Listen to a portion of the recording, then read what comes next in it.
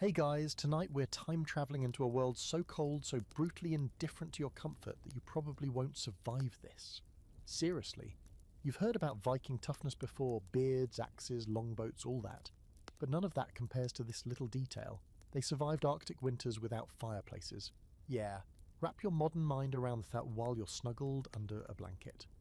So before you get comfortable, take a moment to like the video and subscribe, but only if you genuinely enjoy what I do here. Also, tell me where you're watching from and what time it is. I want to know who else is freezing right now. Now, dim the lights, maybe turn on a fan for that soft background hum, and let's ease into tonight's journey together. It starts with a long sigh and a full body shiver. You've just stepped off the imaginary time travel platform and right into the 9th century, standing in knee-deep snow, somewhere near the Arctic Circle. The sky overhead is the colour of cold iron, and the wind is doing its best to saw through every layer you're wearing. You're in a Viking settlement, not the pillaging kind today, just the surviving kind, and your first realization is simple but grim. This is a cold you don't negotiate with. It doesn't care about your feelings or your fingers. You glance around. Snow-blasted hills, reindeer tracks, some shaggy cattle huddled together like a cursed livestock plush toy, and a cluster of longhouses partially buried in snowdrifts. There's smoke rising, barely. Not chimney smoke, though. More like lazy, curling trails sneaking out of the eaves, as if even the fire's too tired to fight the cold. You expected hearths, maybe roaring fireplaces. There are none. Instead, the homes look low and wide, like someone tried to build a house and ended up with a buried canoe. That's your destination. Welcome home. You stomp through the snow toward one of the bigger longhouses. The doors are short. You have to crouch just to enter, which is either charming or spine-crushing depending on your mood. Inside, it's dim, smoky and humid. That last one surprises you. It's warmer than outside, sure, but not by much. A weak fire crackles in a shallow pit in the middle of the floor. It's not blazing, it's more like it's sulking. You get the sense it knows its role, heat the soup, not the house. There's no chimney, just a small hole above to let the smoke meander out. You inhale and immediately regret it. The air tastes like wet wool, old meat, wood smoke, and about 4 different kinds of sweat. But this is survival, Viking style, and your modern nose needs to get over itself. The room is long, really long. On either side are raised wooden platforms with bundles of animal hides and fur. You spot people wrapped like burritos, sharing body heat, muttering in Old Norse. You also spot chickens, and a dog, and something you really hope is a goat. You settle near the fire pit trying to warm your hands, and a grey-bearded Viking named Hrolfr slides a cup of something hot and mysterious toward you. It smells fermented. He grunts in what you hope is a welcoming tone. This is not a place for small talk. This is a place for endurance. You begin to realise the trick isn't staying warm. It's never letting yourself get too cold. That's a whole different mentality. You ask about fireplaces. Hrolfr looks confused, as if you'd asked why the snow doesn't grow up instead of down. Here's the deal. Viking architecture isn't about maximising heat, it's about minimising loss. The walls of the longhouse are thick, sometimes 4 or 5 layers deep. Wooden frames packed with turf, moss and mud, nature's own insulation. It's more thermos than house. And that fire pit?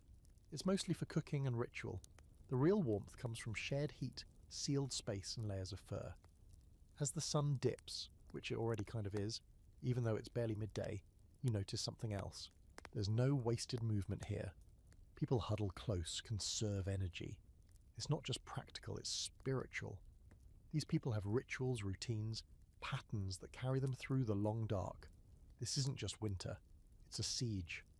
Outside, the wind kicks up again, screaming past the sod-covered walls. You step to the edge of the door and peek out.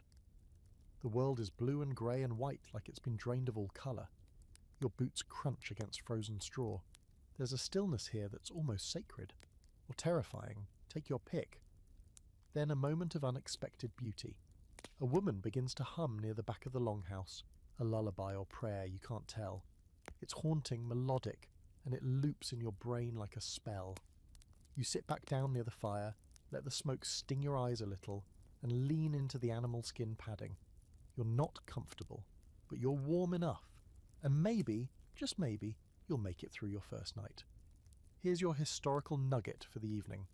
Archaeologists studying Norse settlements in Greenland and Iceland have confirmed that most Viking homes had central hearths without chimneys, relying on roof holes or venting smoke through the turf walls. That meant warm floors but perpetually smoky air. It was functional but probably terrible for your lungs. Now the quirky twist. Some Viking settlements in Iceland showed signs of using geothermal steam, literal hot spring water to heat bathhouses. Yeah, ancient hot tubs. Think of it as the Viking version of spa day, minus the eucalyptus towels. But scholars still argue this. Were Viking winters truly survivable for everyone, or did only the strongest or most social make it through? Was this a society that naturally selected the well-adapted and the lucky? Or were there quiet winters full of loss that history just doesn't write about? You settle into your spot, head spinning slightly from the smoke and fermented drink. You're not sure if you're tired or just being hypnotized by the crackling fire. But either way, your first Arctic night is beginning. You've got no chimney, no thermostat, and honestly no idea how this is going to go. You wake up coughing, it's still dark, though that doesn't mean much this far north. Darkness isn't a nightly visitor here, it's a permanent roommate. You blink against the haze, trying to remember where you are. Oh, right, 9th century Viking longhouse, no chimney. A thick stew of smoke still clings low to the ceiling, rolling lazily like a slow-moving fog. Your throat feels like you've been gargling pine tar. You try to sit up and smack your head on the low beam overhead. Welcome back. Around you, the longhouse has started to stir. It's early, but time here is more of a suggestion than a schedule. A young boy throws a handful of damp moss onto the fire pit. It flares briefly, then sizzles into a reluctant smoulder. The embers groan. People rise in layers of wool and fur, shoulders hunched, eyes bleary. No one says much. The cold outside is a known enemy, and the warmth inside is a fragile treaty at best. You're still thinking about the fireplace thing, like really? Not one real fireplace? In all this frozen desolation? It's not just about comfort, it's survival. Your modern brain keeps looking for a hearth, a chimney, something with a roaring blaze where people hang stockings or dry their socks. Instead, you get a fire pit that mostly smokes and sputters, and somehow this works. The chieftain's longhouse, where you slept, is the biggest in the village. It belongs to Adis, a woman with more fur than Nemotion and a stare sharp enough to cut fish. She's already up, sipping something hot and bitter from a horn cup. She notices you shivering and gives a dry smirk. Cold? She says. You nod. She points to the ceiling. Smoke stays up, heat stays down, you stay alive. Then she walks away like she's just solved the theory of everything. You decide to look around, trying to understand how this place holds heat without any modern design. You press your hand against the wall. It's slid, a mixture of timber logs packed tight with turf, straw, moss and clay. The outside layer is frozen stiff, but the interior is slightly warmer. Like a really determined sandwich. The thatched roof is sloped low, heavy with earth, designed less for elegance and more for not collapsing under a ton of snow. Turns out, these longhouses are more like buried boats, low profile, wind deflecting and built to retain every precious calorie of warmth. The floors aren't wooden, they're packed dirt, sometimes lined with planks or rushes. In the night you could feel the faintest warmth rising up through them, maybe from trapped body heat or just the insulating layer of animal skins. You think about medieval castles with their cavernous stone halls and grand hearths and realise those were luxuries. Out here, survival is about containment. It's about keeping the heat close, not chasing it up a chimney. You watch as people go about their morning tasks. Someone's milking a goat in the back corner. A boy scrapes frost off a shield hanging by the door. A woman hammers dried fish into flakes to add to a pot of whatever's boiling. Everything is close, tight, efficient. You realise with a jolt that the idea of separate rooms is laughable here. There's no privacy, no bedrooms, no kitchen, just zones, sleeping zone, cooking zone, goat zone, and all of it designed to share every drop of heat generated by every person, animal and ember. You huddle near the fire pit again and someone hands you a bowl. It's porridge, mushy, warm. It has an earthy flavour you can't place, probably because it includes bark or lichen or something your taste buds weren't designed for. You eat it anyway. Everyone else is. No one wastes energy chewing the fat, literally or figuratively. They eat in silence, wrapped in cloaks, steam rising from their bowls and nostrils. After breakfast, the door creaks open, and a blast of cold punches the room like a ghost with anger issues. 2 men come in carrying firewood, their cheeks red and beards frosted. The logs they drop by the fire aren't your standard hardwood either. These are scrawny birch, some moss-covered driftwood, and bundles of dried peat. Peat is the key. Dug from bogs and left to dry, it burns slowly, smells a bit like dirt tea, and is way easier to store than giant tree trunks. Turns out big wood fires are for people who don't live on the edge of nowhere. And here's the interesting bit. These fire pits aren't meant to heat the whole house. They're used to warm the centre just enough, cook food, maybe boil water. The real insulation strategy is you, your body heat, your proximity to other warm bodies, your refusal to die of exposure. You're not surviving because of a fireplace, you're surviving without one by design. There's another layer to this though. You notice it slowly as you move through the longhouse. The walls aren't straight, the layout isn't linear, everything curves just a bit. The corners are softened. Turns out this is deliberate. Heat hates corners. It escapes, gets trapped, dissipates. These structures are built to circulate warmth, not just contain it. It's kind of genius, and totally counterintuitive if you're used to square houses and central heating. You also start to pick up on something else. The rhythm of life here is slow, not lazy, just deliberate. Everything is paced to conserve. You move less, talk less, even breathe less deeply when you're inside. Every action is calculated to stretch the thin layer of warmth over the long, bitter months ahead. Here's tonight's historical fact. While Viking homes lacked true fireplaces, they did have central hearths that allowed for shared heating and cooking. The turf walls and shared animal heat were crucial, but so was ventilation. If done wrong, smoke inhalation could be as deadly as the cold, which is why most longhouses had smoke holes in the roof or used angled rafters to direct smoke up and out without letting all the heat follow it. Now for something quirky. Archaeologists have found fish bones embedded in turf walls, possibly used for insulation, or maybe just leftovers getting weirdly repurposed. Either way, it worked. Fish walls. Bet your house doesn't have those. And the scholarly debate. Some historians argue that these communal heating strategies reflect a deeply collective mindset, while others think they were simply responses to environmental constraint.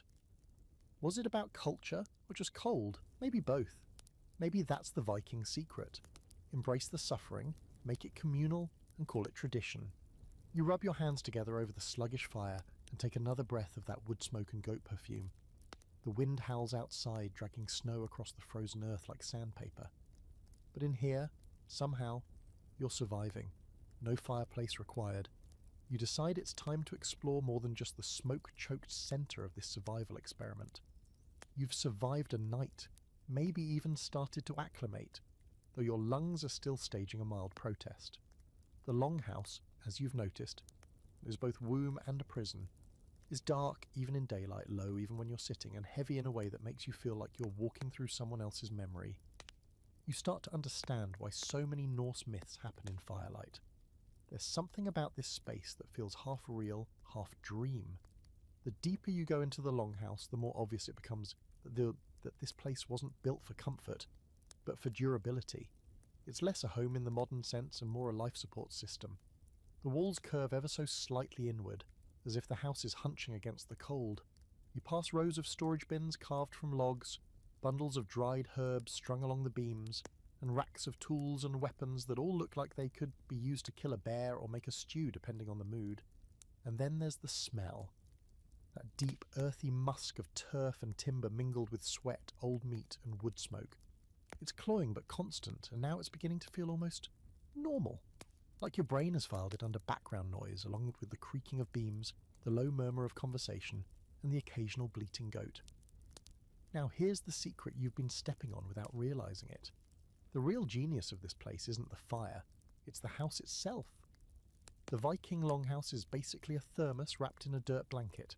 The outermost layer is sod, strips of grass-covered earth stacked like bricks over a timber skeleton.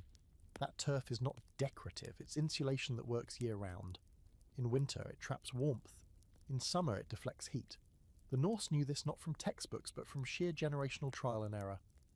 Between the sod and the wood, a thick mix of straw and animal hair, sometimes even manure. That stuff fills gaps, blocks drafts, and bonus, smells like survival. You're getting up close now, running your fingers along a beam crusted in years of soot. You scrape a little bit away and see something etched beneath the grime. A carving. A rough spiral with runes circling the edge. not decorative, protective. This house isn't just built for warmth, it's built for warding off whatever else might be waiting in the dark. The layout begins to make more sense.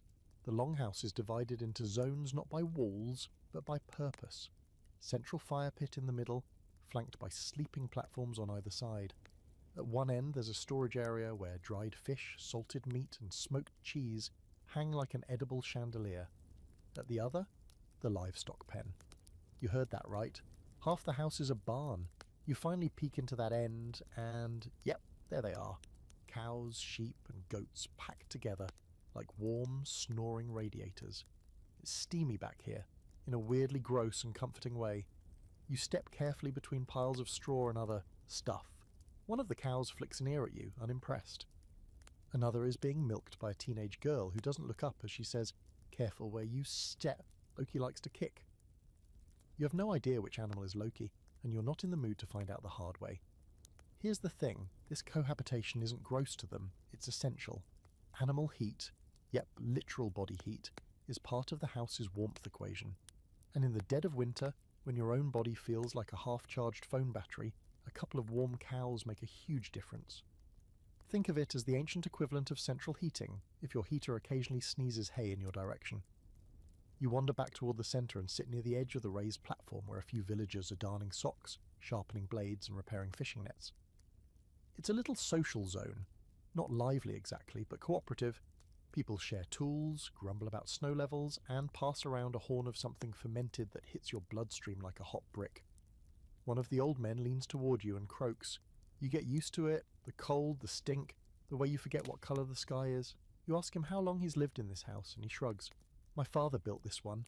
Before him, my mother's brother. We fixed the roof, patched the walls, but the bones stay the same." You're suddenly aware that this isn't just a house, it's an heirloom. A generational artifact still doing its job long after its builders became bones in the ground. You press your hand to one of the beams again, feel the worn grooves where generations have leaned, rested, survived. Here's your historical fact. Archaeological digs in Norse Greenland have revealed longhouses that were over 20 metres long, with thick turf walls and shared animal shelters built right into the structure. This wasn't rare, it was standard design for harsh climates, and it worked. These homes could hold heat and temperatures that would freeze your eyelashes in seconds. Quirky detail of the day? Some of these homes had the partial double walls, gaps between layers of turf and wood filled with straw feathers or even seaweed. Seaweed, it turns out if it's dry and packs tight, its insulations are also kind of salty. Vikings, as it seems, were practical to the point of weird genius. Now the debate. Some scholars argue that these homes were masterpieces of environmental adaptation, rivaling Roman designs in function if not form. Others insist that their success was more about behavioural adaptation, how people used the space, not just how it was built. Were the houses brilliant, or were the people just brilliant at surviving? You lie back on the furs and look up at the rafters, barely visible in the murky light. The house groans in the wind. Snow pelts the sod roof above like tiny fists, but the cold doesn't reach you here. Not really. The house is doing its job, quietly, stubbornly, with all the charm of an old, creaky thermos that refuses to die. And you start to realise, kind of beautiful. Morning rolls into midday with barely a shift in the light. Outside, the sky still hangs low like a lid, and the wind sharpens its teeth against the longhouse walls. You decide it's time to brave the cold, not because you're some kind of hero, but because your body desperately needs movement. And frankly, you're starting to smell like smoked goat. So you bundle up like a human cabbage, layer after itchy layer of wool, fur, and, surprise, more wool. The process is absurd. First, a rough linen undertunic that feels like sandpaper. Then thick wool trousers, a heavy tunic, another tunic, and a belt to hold it all down. Your feet disappear into hide-wrapped shoes lined with hay. That's right, hay. You wiggle your toes and feel the straw crunch. For outerwear, you're handed a reindeer hide cloak that still smells distinctly like reindeer. No zippers, no Gore-Tex, just ties, pins, and hope. You finally emerge outside, dressed like someone trying to impersonate a snowdrift. The cold hits you instantly, not like a slap. It's more like the breath gets sucked out of you by a silent, invisible force. Your eyelashes go stiff, Your nostrils freeze slightly every time you inhale, and yet you're not entirely miserable. You're insulated, in the most literal and unglamorous sense of the word. Out here, you can actually see how everyone else is dressed, and it's like a parade of slightly soggy woodland creatures. Wool hats with flaps, mittens made from felted scraps. Some people wear hoods so big they look like they've borrowed them from a monk with neck problems. The colours are muted, but here and there, a flash of dyed wool shows through, reds and blues, rare and precious. You follow Adis, the chieftain, as she walks the perimeter of the settlement, checking on fences, animals, and, occasionally, other humans who may or may not be pretending to work. She's dressed in a cloak so massive it trails behind her like a cape. "You're learning," she says without turning, nodding at your ridiculous ensemble. "You look less like a ghost." You pass a group of children chasing each other through the snow, bundled into so many layers they resemble angry marshmallows. Their laughter cuts through the wind like birdsong. One of them slips and lands face first in a drift, then pops up laughing with a chunk of ice stuck to his eyebrow. Apparently that counts as fun. Edie stops by one of the smaller longhouses. This one houses 2 families and their goats. She gestures at the sod-packed roof and grunts. "Good layers, good roof, bad layers, cold roof." Then she points to your cloak. "Reindeer's warm, don't let it get wet. Wet means death." It's not a metaphor. It's the law of the land. You help her haul some firewood, though wood is generous. Most of what you're carrying is driftwood and peat, both of which feel as light as frozen bread but burn long and hot. You pass a stack of something strange. Blocks of frozen moss and dried dung pressed into tight bundles. It's fuel. You make a face. Edie smirks. "You think fire cares what it eats?"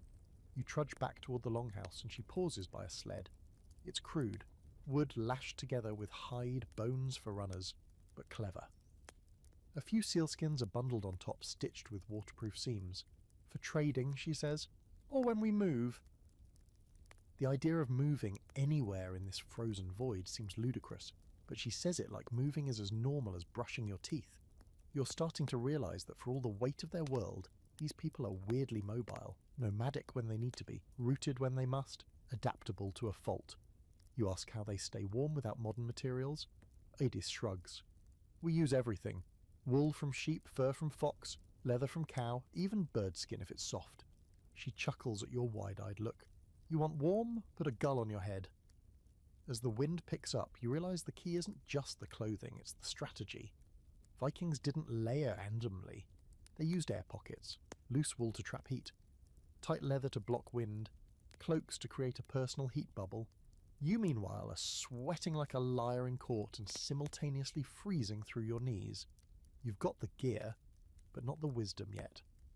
Back inside, you begin stripping off layers with the careful dread of someone who knows they have to put them all back on later. The re-entry into the smoky warmth feels like crawling into a low-budget sauna. Someone hands you a bowl of hot broth, and the steam fogs your eyebrows. It tastes like fish and desperation, but it's warm and that's enough. Historical fact-check time. Vikings were masters of wool. They bred sheep specifically for dense, warm fleece, and their textiles included a coarse, water-resistant outer layer called vadmal, which doubled as currency in some regions.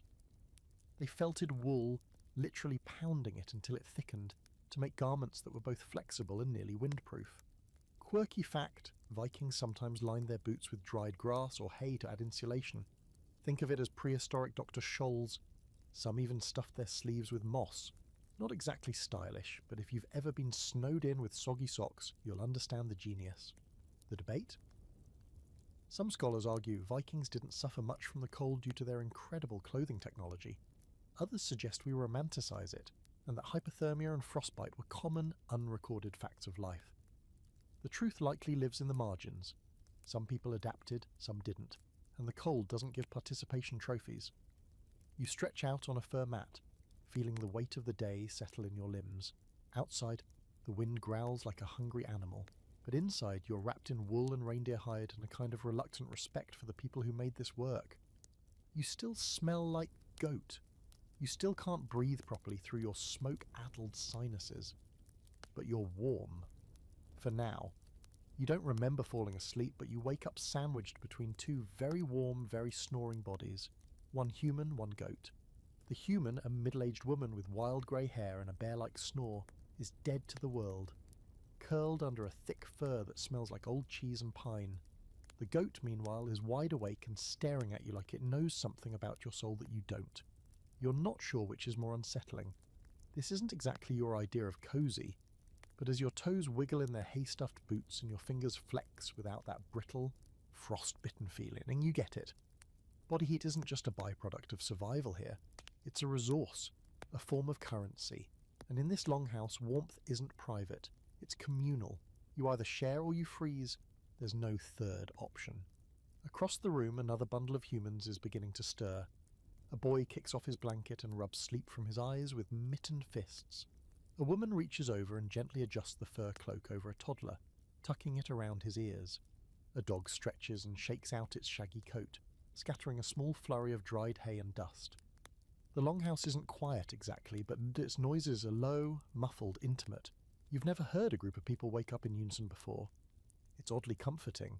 Your own personal space bubble, something you took for granted in your world, is now completely gone, vanished, eviscerated. You're breathing the same air as 20 other people and several animals. You're sleeping shoulder to shoulder, hip to hip. Someone's foot is against your leg and it's not even weird anymore.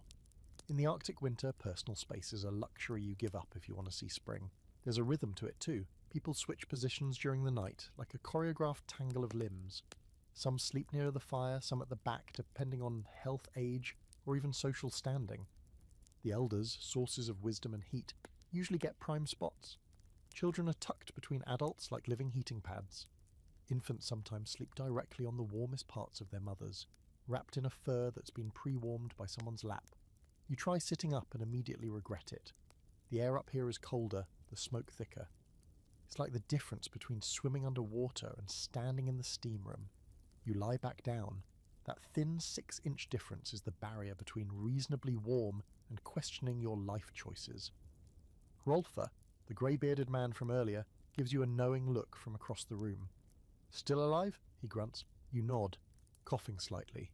He smiles, a rare event that cracks the lines in his windburned face. "Then you slept right." You didn't just sleep right. You slept like a person half dead with exhaustion, wrapped in a pile of other half-dead people pretending the night wasn't trying to kill them. This is more than survival. It's strategy. The Viking version of a sleepover, where hypothermia is the uninvited guest you all ignore, and not everyone sleeps on furs. In the poorer homes, people just sleep directly on hay or straw, maybe with a wool blanket if they're lucky. The fire rarely reaches the far ends of the longhouse, so those who sleep there depend almost entirely on the warmth of others. You think about that the next time you complain about cold sheets. Here's the thing that modern life doesn't prepare you for. Humans are heat-generating machines. A single adult gives off enough heat to raise the temperature of a small enclosed space by a few degrees. Multiply that by 20 people and 5 goats, and suddenly the longhouse becomes something more than a shelter. It's a slow cooker. Everyone simmers together. It's weird. It's gross. It's genius. You help with the morning clean-up, brushing loose hay off the sleeping platform and shaking out the furs near the fire. Someone tosses more peat onto the embers, and the flames crackle back to life with a small cheer from your aching joints. The smoke rises, hits the low roof, and spreads outward like a lazy cloud. A few people cough. Nothing new. Their lungs have been marinating in this stuff since birth. As the longhouse fills with motion, you notice the unspoken rules of proximity. No one sleeps alone unless they're quick. No one sleeps with anyone unless it's agreed upon beforehand. Kids cuddle with parents, siblings, even neighbours. It's less about relationships and more about thermodynamics. And as you notice a baby nestled between an old man and a young girl, you realise this is how humanity used to survive. Not by comfort, by community. Historical timeout. Studies of Viking-era settlements show consistent architectural design that prioritises centralised heating and communal sleeping arrangements. Even in large households, the sleeping quarters were shared spaces. Fewer walls meant less heat loss. This wasn't just practical, it was cultural. Norse society revolved around the group, not the individual. Now, your fringe fact. In some parts of medieval Scandinavia, winter weddings were scheduled not for romance, but for warmth, literally. More people in one room meant a warmer space. So yes, it's entirely possible that your wedding night included the bride, the groom, and Aunt Sigrid snoring 3 feet away. And tonight's scholarly debate? Some argue the communal sleeping model was a necessity born of climate. Others think it reflected a deeper social cohesion, one where privacy was less valued than interdependence. Either way, it's clear that for Vikings, warmth wasn't a personal achievement. It was a shared responsibility. You finish shaking out a heavy reindeer pelt and drape it back onto the platform. The fire glows faintly, casting flickering shadows across the beams overhead. Someone starts humming a low tune while stirring a pot of morning porridge, and another cracks open a small barrel of dried apples. The longhouse breathes like a single organism, slow, smoky, and stubborn. Outside, the sky is still iron grey. You pull your cloak tighter and look around at the sleepy faces, the steaming bowls, the goats chewing contentedly by the door. It hits you, quietly but clearly, in a place where the cold kills without warning. Survival isn't about how strong you are, it's about how close you're willing to get to the people around you, and maybe the goat. The next time you step outside, it's mostly because your eyes are starting to sting from the permanent cloud of smoke inside. Your cloak is damp from breathing, and your inner layers smell like boiled wool and last night's dinner. But as you crack open the longhouse door and the outside air rushes in, sharp, dry, almost surgical, you immediately question your decision. It's not just cold, it's mythological. The kind of cold that makes your teeth ache, even when you're not smiling, which you're definitely not. But as your boots crunch down onto the snow-packed earth, you realize something else. Silence.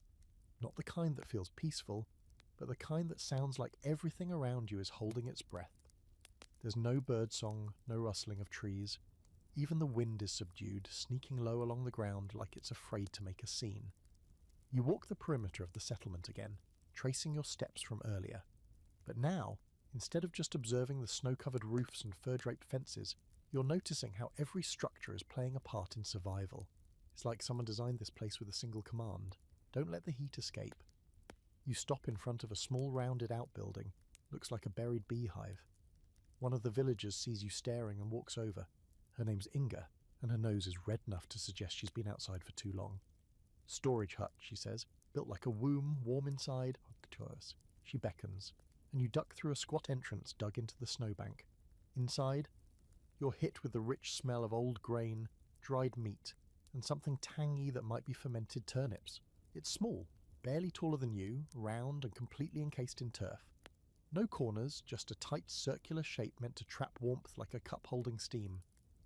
The walls are packed with snow on the outside but lined with straw, and hide on the inside, creating a thick, crude insulation that somehow works better than you'd expect. We sleep here sometimes, Inga mutters, pointing to a mat of hay and skins, when the wind's bad or the roof leaks. You glance up, there's no fire pit, no heat source at all, just trapped warmth lingering from a body that left hours ago. It's astonishing. This isn't just a storeroom, it's a pressure-sealed panic room made from dirt and instinct. You duck back outside and notice something else. Every structure in the village, from longhouse to latrine, is dug partially into the ground. At first glance, it looks like poor construction. But now you understand, it's smart. The earth holds heat. Build low, build half-buried, and the ground helps shield you from the cold. Above ground is a freezer. Below is a blanket. Back at the main house, you wander around the exterior. You run your hand along the turf-covered wall. It's frozen stiff on the outside but dry underneath. This turf has been stacked and maintained like bricks. Whole families spend summers harvesting and curing these thick chunks of earth to use during winter. You've never seen dirt treated with such reverence. You duck into a nearby shed where a man named Catil is repairing a set of skis made from curved ashwood.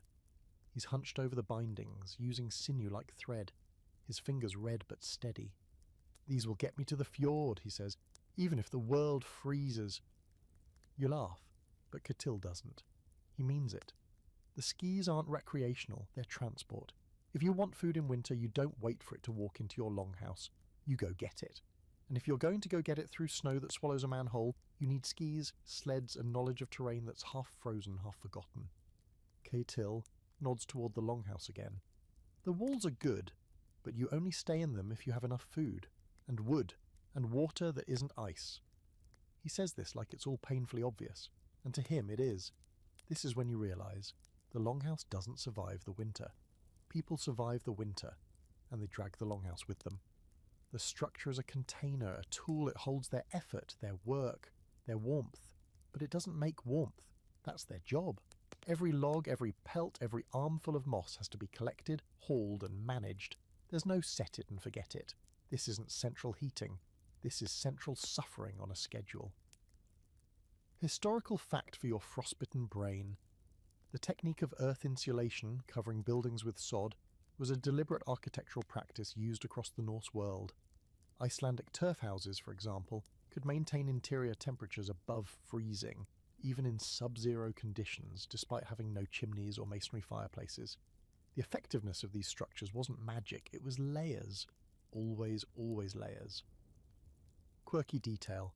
Some Viking homes were built with removable wall panels that allowed access to storage spaces within the walls themselves.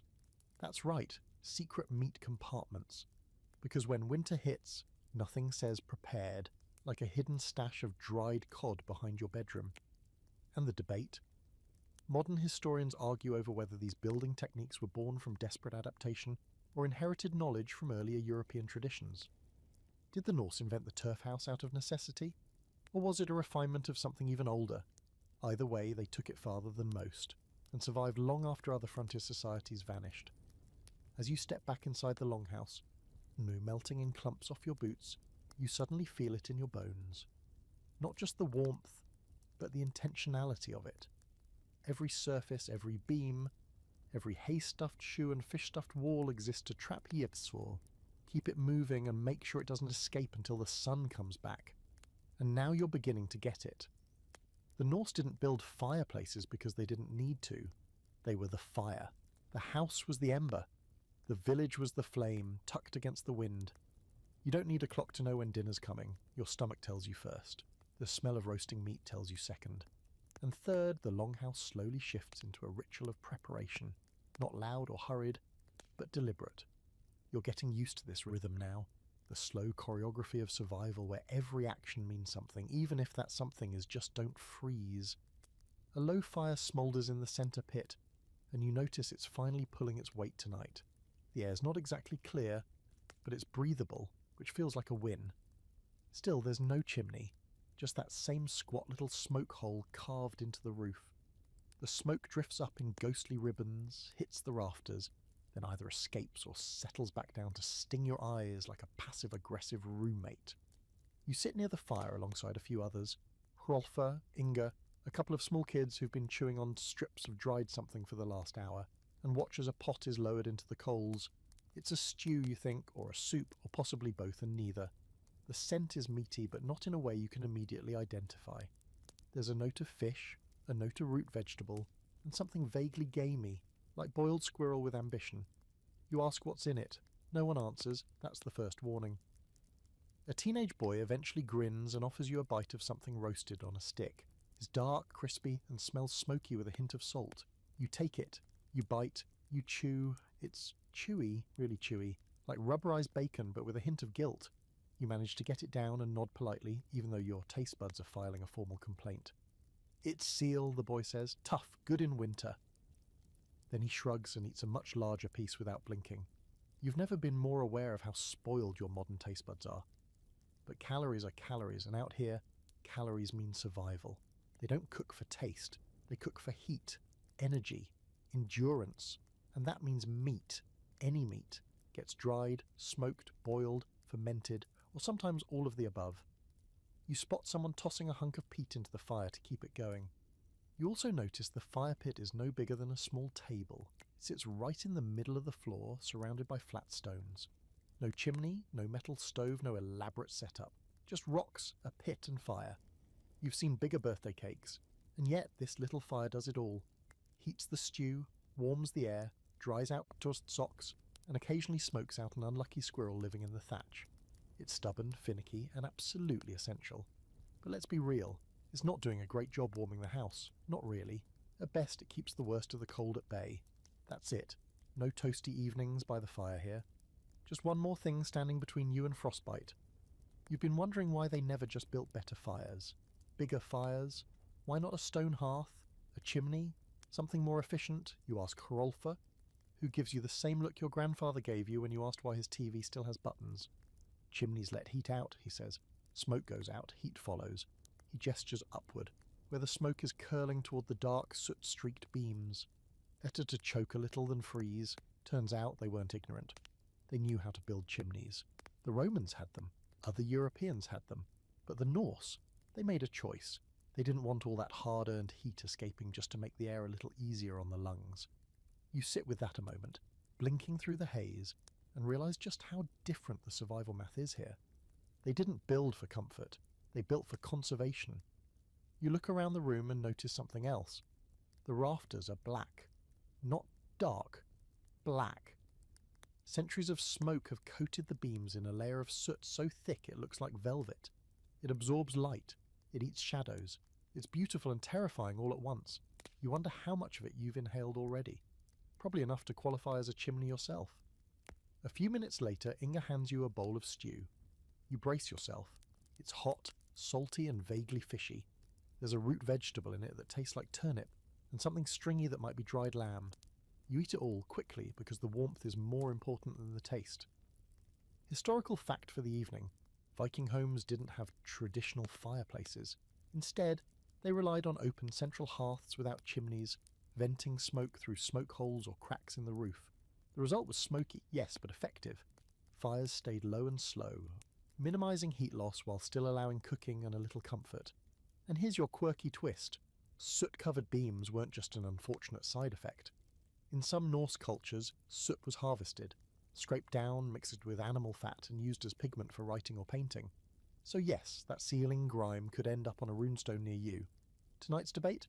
Some scholars argue the chimneyless homes weren't by design, but due to lack of resources or knowledge. Others say it was completely intentional, a low-tech, high-survival solution tailored to extreme conditions. The truth probably lives somewhere in the middle.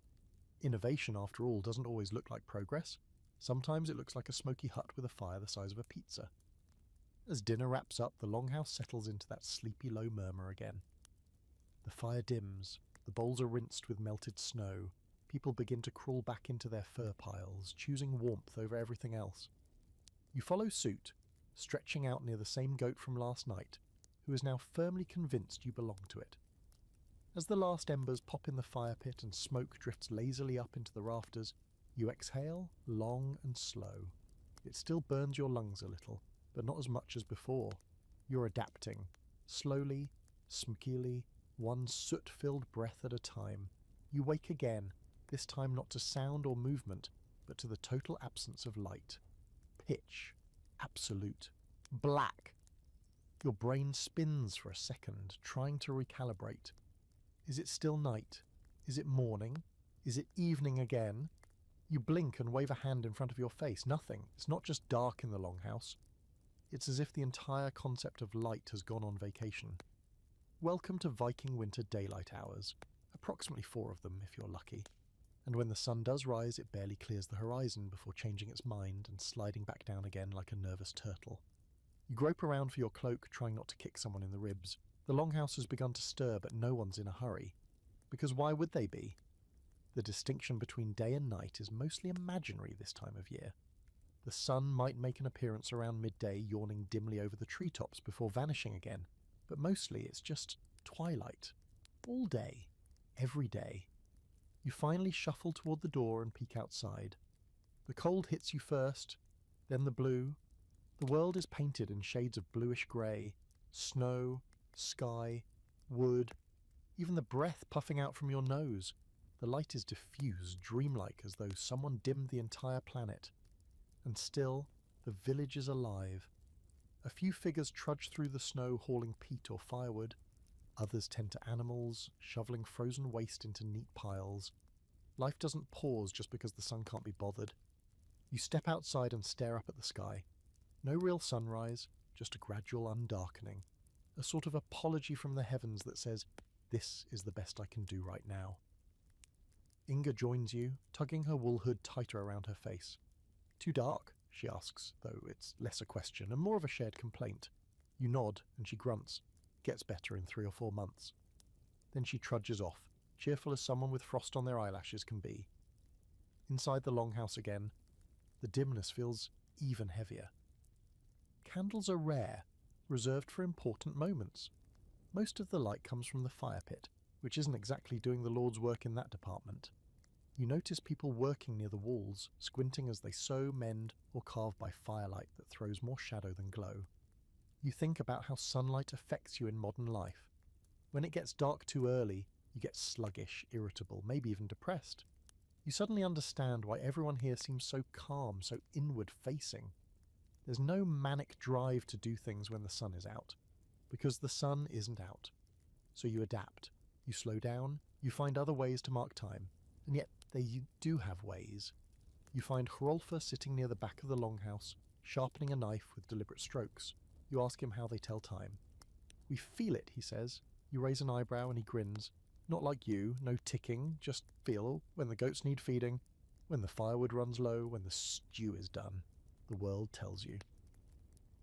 You try to imagine a life without hours, without clocks. Just the vague sense that morning is when it gets slightly less black. Evening is when the goats get twitchy, and bedtime is when your body gives up. It's a completely different kind of time, a human kind of time.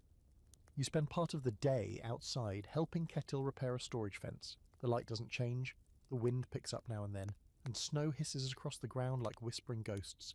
You feel untethered, no sun to orient yourself, no shadows to track, just that same blue-grey blanket over everything, like a stage lit for a dream. Back inside Papamua, a few children are playing near the fire. Their toys are simple, carved wooden animals, bone dice, a ball of stitched-together hide. No one's keeping time, no one's telling them when to stop. There's no, "Okay, it's 3:30, time for a snack." The longhouse is like a cave filled with a low, continuous hum of life. People sleep, wake, eat, repeat. They're not waiting for the light. They are the light.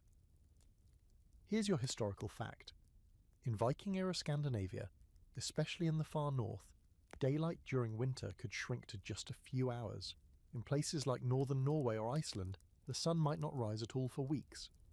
Yet these communities thrived, adapting their daily rhythms to a life without sunlight, focusing on indoor tasks, community bonding, and mental endurance. And the quirky detail, some Viking farmers used sheep bladders filled with fish oil as makeshift lanterns. A floating wick in the oil gave off a weak but steady flame. So yes, they lit their homes with glowing sacks of animal parts. The ambience must have been incredible. Now, the scholarly debate. Did the Vikings suffer from what we now call seasonal affective disorder? Some researchers believe they were biologically better adapted to long periods of darkness, possibly due to genetic traits favouring melatonin regulation. Others argue they simply developed robust cultural coping strategies like communal gatherings, storytelling, and intense winter rituals to keep their spirits lit when the sun wouldn't. You settle back into the fur pile near the hearth, eyes struggling to stay open even though your body feels rested. The dimness is like a sedative wrapping you in a heavy grey fog that seeps into your bones. You've been here long enough now to feel it, not just the cold but the darkness, the way it presses in, the way it quiets the world, muffling ambition, muting anxiety. And yet somehow no one here seems panicked. No one complains that it's still dark. They just live through it, sit beside each other, stir the stew, feed the goats, sew another patch into the knees of the same trousers. They are not fighting the dark, they're living inside it. As you close your eyes again, listening to the faint rustle of furs, the pop of the fire, the murmur of voices low and soft, it finally makes sense. The light isn't gone, it's just moved inward. You don't go outside the next day, not because you're tired, though you are, but because today is food day. Not cooking food, finding food. You're not hunting or fishing, thankfully, but instead you're allowed to witness one of the most sacred, critical parts of Arctic Viking survival, the pantry. Now, let's get one thing clear up front. When you hear pantry, you might picture shelves of dry goods, tidy baskets of onions, maybe a mason jar of lentils you forgot about in 2019. That's not what's happening here. The Viking winter pantry is not neat. It's not cute. It's not even fully indoors. It's mostly a collection of pits, hooks, crates, and really cold holes in the earth where meat doesn't rot, it just freezes into submission. Inga is the one who shows you. She pulls on a sealhide coat and trudges with you out behind the longhouse, through knee-high snow and past a row of wind-carved fence posts, until you reach what looks like a small buried shrine. It's not decorated or ceremonial, just a low wooden structure, barely poking out of the ground, with a roof so covered in snow you nearly miss it. She knocks once, like it's a neighbour's front door, then lifts a latch and opens it. Cold air whooshes up from below, somehow colder than the already freezing landscape. Inside there's a sunken hole, maybe 5 feet down, lined with stones and packed tight with layers of snow, sawdust and straw. She climbs halfway in and pulls out a frozen hunk of something unidentifiable and solid enough to cause blunt force trauma. "Reindeer shoulder," she says proudly, tossing it into a sack like a block of wood. You ask if they have to hunt for this every few days, and she laughs. "Hunt in winter? No, we eat what we caught before winter." And suddenly, it clicks. This isn't just storage, it's strategy. What you catch, grow, smoke, salt and dry in the warmer months becomes your lifeline when the snow walls you in. If you didn't prepare properly, you don't just go hungry, you disappear. The next cache she shows you is behind a small barn hidden under a layer of straw and stones. She kicks the covering aside and pries up a heavy plank. Beneath is another frozen pit, this one lined with bark and filled with long, thin fish wrapped in bundles of moss. They look vaguely like mummified eels. "Cod," she says. "We catch and dry it by the fjord, keeps all winter." You pick one up, and it's so light it feels hollow, like fish jerky, like edible driftwood. Apparently you rehydrate it by boiling it into soup, or just chew it until it becomes something resembling food. Back in the longhouse, the morning fire is already burning, and a few of the women are unwrapping frozen meat with bare hands like it's no big deal. Someone tosses what looks like a piece of frozen lung into a bubbling pot. A child gnaws on a dried apple, while another carefully licks a piece of ice hanging from the roof beam. You realise food isn't just sustenance here, it's time travel, a link to the better months. You think about modern refrigeration, the hum of a machine, the light that flicks on when you open the door. Here the fridge is the earth, the freezer is the air. No buttons, no backup plan, just physics and trust. Here's something even more surprising. They've stored vegetables too. Root crops like turnips and onions are buried in straw-lined boxes inside the house, tucked into corners like sleepy animals. They're dry, softening slowly with the passage of time. Every onion is a small miracle. Every turnip is a stored ray of summer sunlight. And then you spot something strange. A stone jar, sealed with what looks like leather and wax. Someone notices you eyeing it and grins. "Pickled sheep's testicles," he says, and then, dead serious, adds, "very sour." You back away slowly. Now here's the historical fact to wrap your head around. Vikings had remarkably sophisticated preservation techniques. They used salt, smoke, drying, burying, fermenting, and even pickling to ensure they didn't starve during winter months. In Iceland, some storage pits kept food preserved for years. The Earth's natural cold made it possible, no need for iceboxes or electricity. The fringe fact? In Greenland, some Norse settlers reportedly stored food in pits that were shared communally. Imagine burying a ham in the ground and trusting your neighbour not to dig it up. That's how tight-knit, or how desperate, some settlements were. A group pit, equal parts refrigerator and trust exercise. And tonight's scholarly debate. Some experts believe Norse food preservation was a patchwork of local innovation and borrowed techniques from other European societies. Others argue it developed independently through sheer environmental necessity. Either way, it's clear. The Vikings didn't just survive winter. They prepared for it with chilling efficiency. As the stew simmers over the fire, you catch a whiff of something shockingly fragrant. Herbs? Spices? No, just wild onion and dried lichen from a nearby sack. Still more. The scent is borderline luxurious after the last few nights of salt and fish-flavoured everything. Dinner is served in silence, save for a few murmurs and grunts of approval. It's good. Not just edible good, but genuinely warming. A broth that slides down your throat and lights a tiny fire in your belly.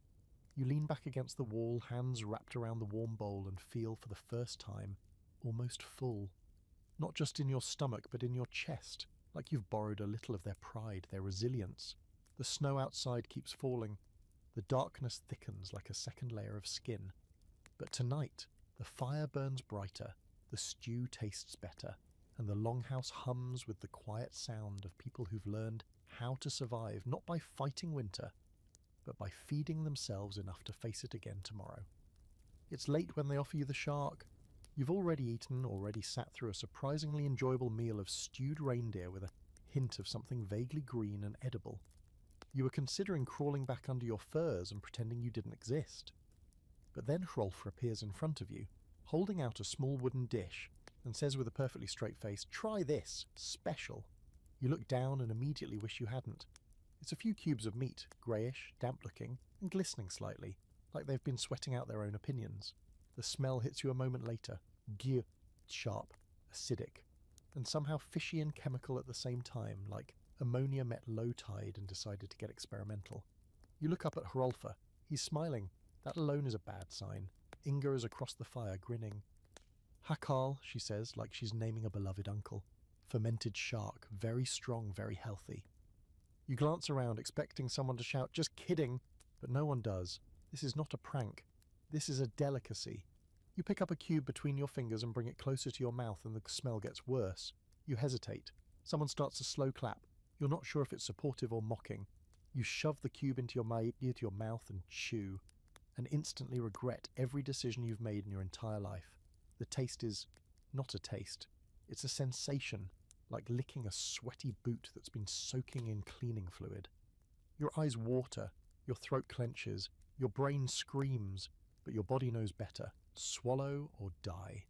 You gulp it down with the dramatic flair of someone jumping into a frozen lake. The room erupts in laughter. "Good, yes?" Hrolfr says, completely deadpan. You cough and nod. "Very fresh," you manage. Fermented shark is more than just food, it's tradition. And in the Norse Arctic winter, tradition is half the reason people stay sane. It turns out the Vikings had a whole menu of preserved delicacies, designed not for flavour, but for function. Shark, of course, couldn't be eaten fresh. Greenland shark contains toxins that will wreck your nervous system. So instead, they buried it in gravel for several weeks and then let it rot gently in the open air. Because sure, why not? You're handed a cup of something to chase it down.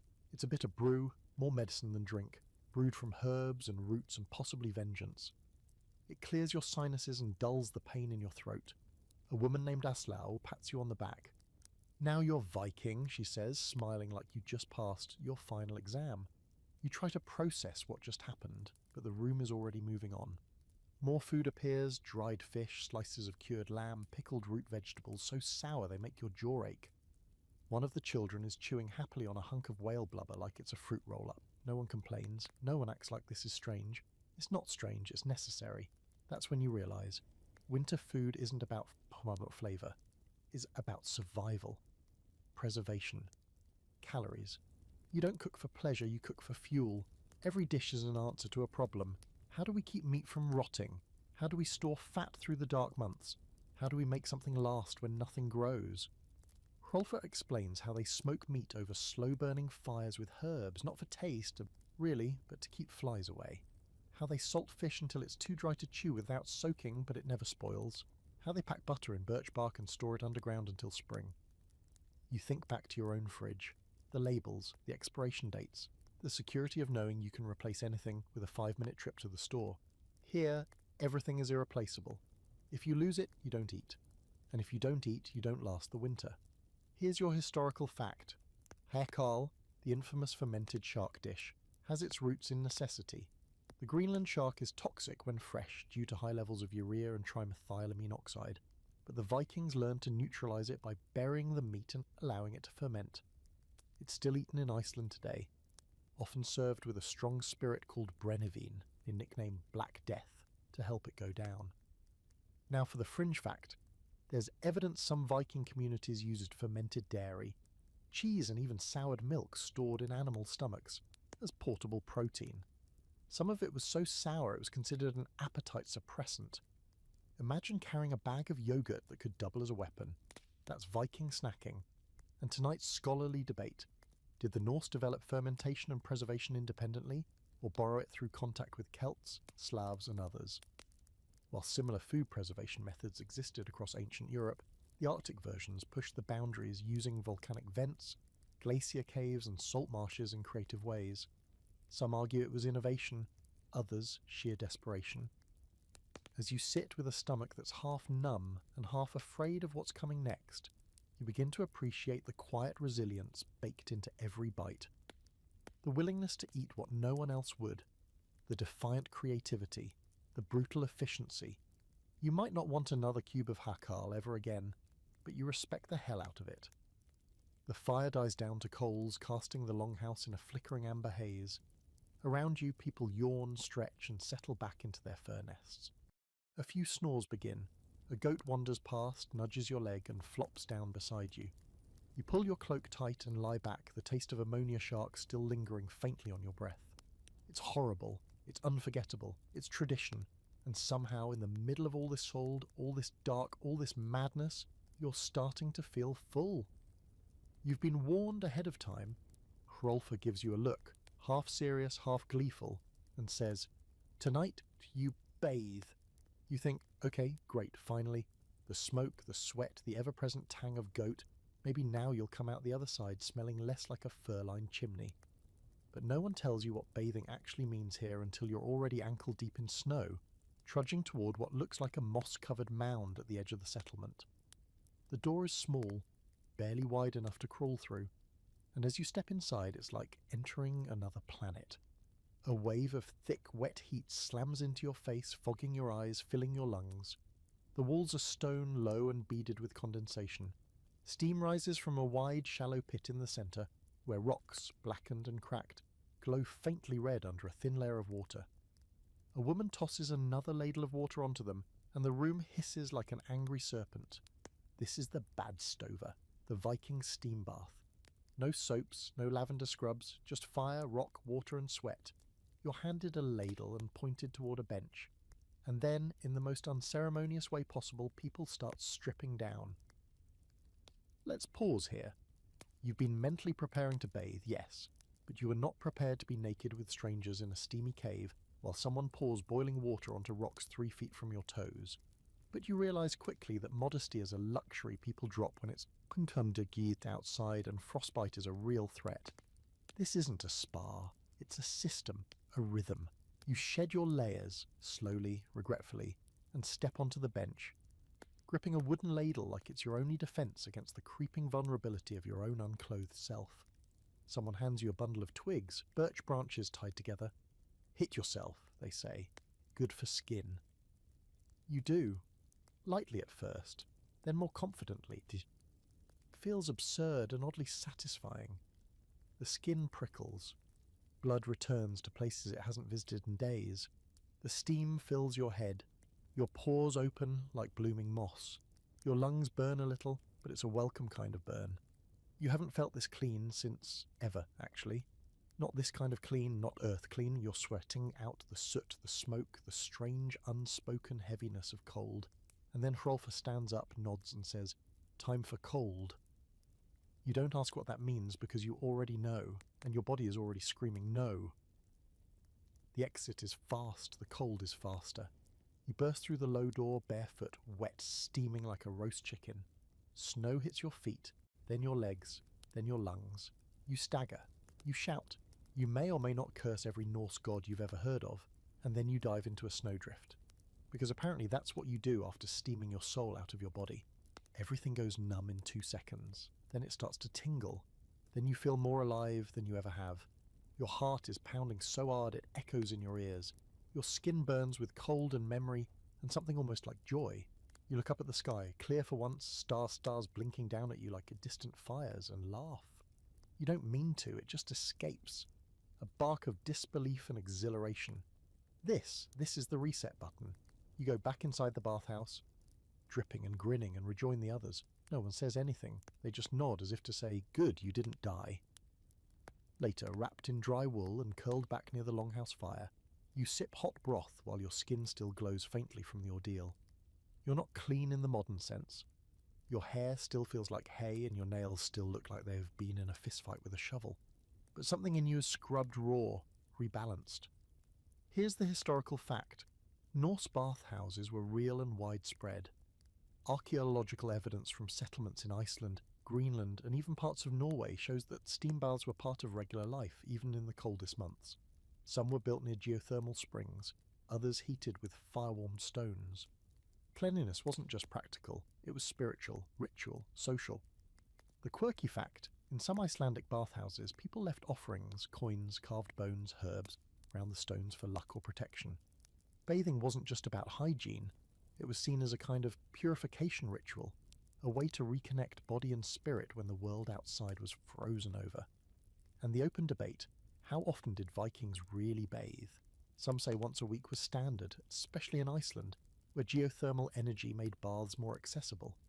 Others argue it was far less frequent in mainland settlements due to firewood scarcity. Still, the mere existence of bathhouses in winter says something radical. Even when the world is buried in snow, people still made time to feel clean, to feel human. You lean back, furs tucked around your shoulders, and let the warmth sink in. Your body feels like it belongs to you again. The longhouse smells slightly less offensive now, or maybe you're just numb to it. Either way, you understand why these people make the effort. Why even when fuel is precious and time is short, they carve out a place to sweat and shiver and remember what warmth really feels like. Outside, the snow falls softly, slowly, like feathers from a sleeping sky, and inside you feel new. You're still glowing faintly from the bathhouse incident when you realise something's shifting inside the longhouse. The usual rhythm, the murmured conversations, the low clatter of tools, the gentle coughing and occasional goat noise, is changing. There's a buzz in the air now, like static before a storm, except instead of lightning, it's celebration. People begin to move with purpose, furs are shaken out, ale barrels are rolled in from the cold. Hrolfa and Idis talk in hushed tones near the hearth, and someone's cleaning the soot off a carved wooden idol of Thor that normally just lurks unnoticed in the corner. You're not sure what's happening, but it's big. And, as usual, no one's explaining it to you. So you ask Inga, who's stacking bundles of kindling with more focus than usual. She looks up, surprised. "Midwinter's night," she says. "Tonight we honour the gods." You raise an eyebrow.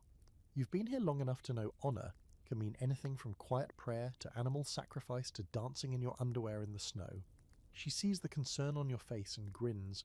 "There will be mead and songs and meat." Then more seriously, "And we ask for survival." It hits you then, this isn't just a party, it's a plea, a ritual carved into the frostbitten bones of this place, because winter, no matter how well you prepare, is still a gamble. No one's immune, and tonight is the night they look up at the black sky and ask the old gods, "Please let us live until spring." By late afternoon, though honestly it still looks like midnight, the longhouse has transformed. Animal hides have been draped over the beams, the floor's been swept with bundles of birch twigs, the fire pit is roaring hotter than usual, and someone's hung herbs and bones above it in patterns you don't recognise. You try asking what they mean. The answer? Protection, maybe luck. You help hang a few things, mostly decorative. Bells made from bits of carved bone, small wooden animal carvings. It feels festive, yes, but also heavy with intent. Every item has a story. Every placement is deliberate. You feel like a guest at a dinner party hosted by ancient ghosts. Then comes the food. You've been here long enough to know the normal winter meals are humble, functional, calorie-dense affairs. Not tonight. Tonight, they bring out the real food.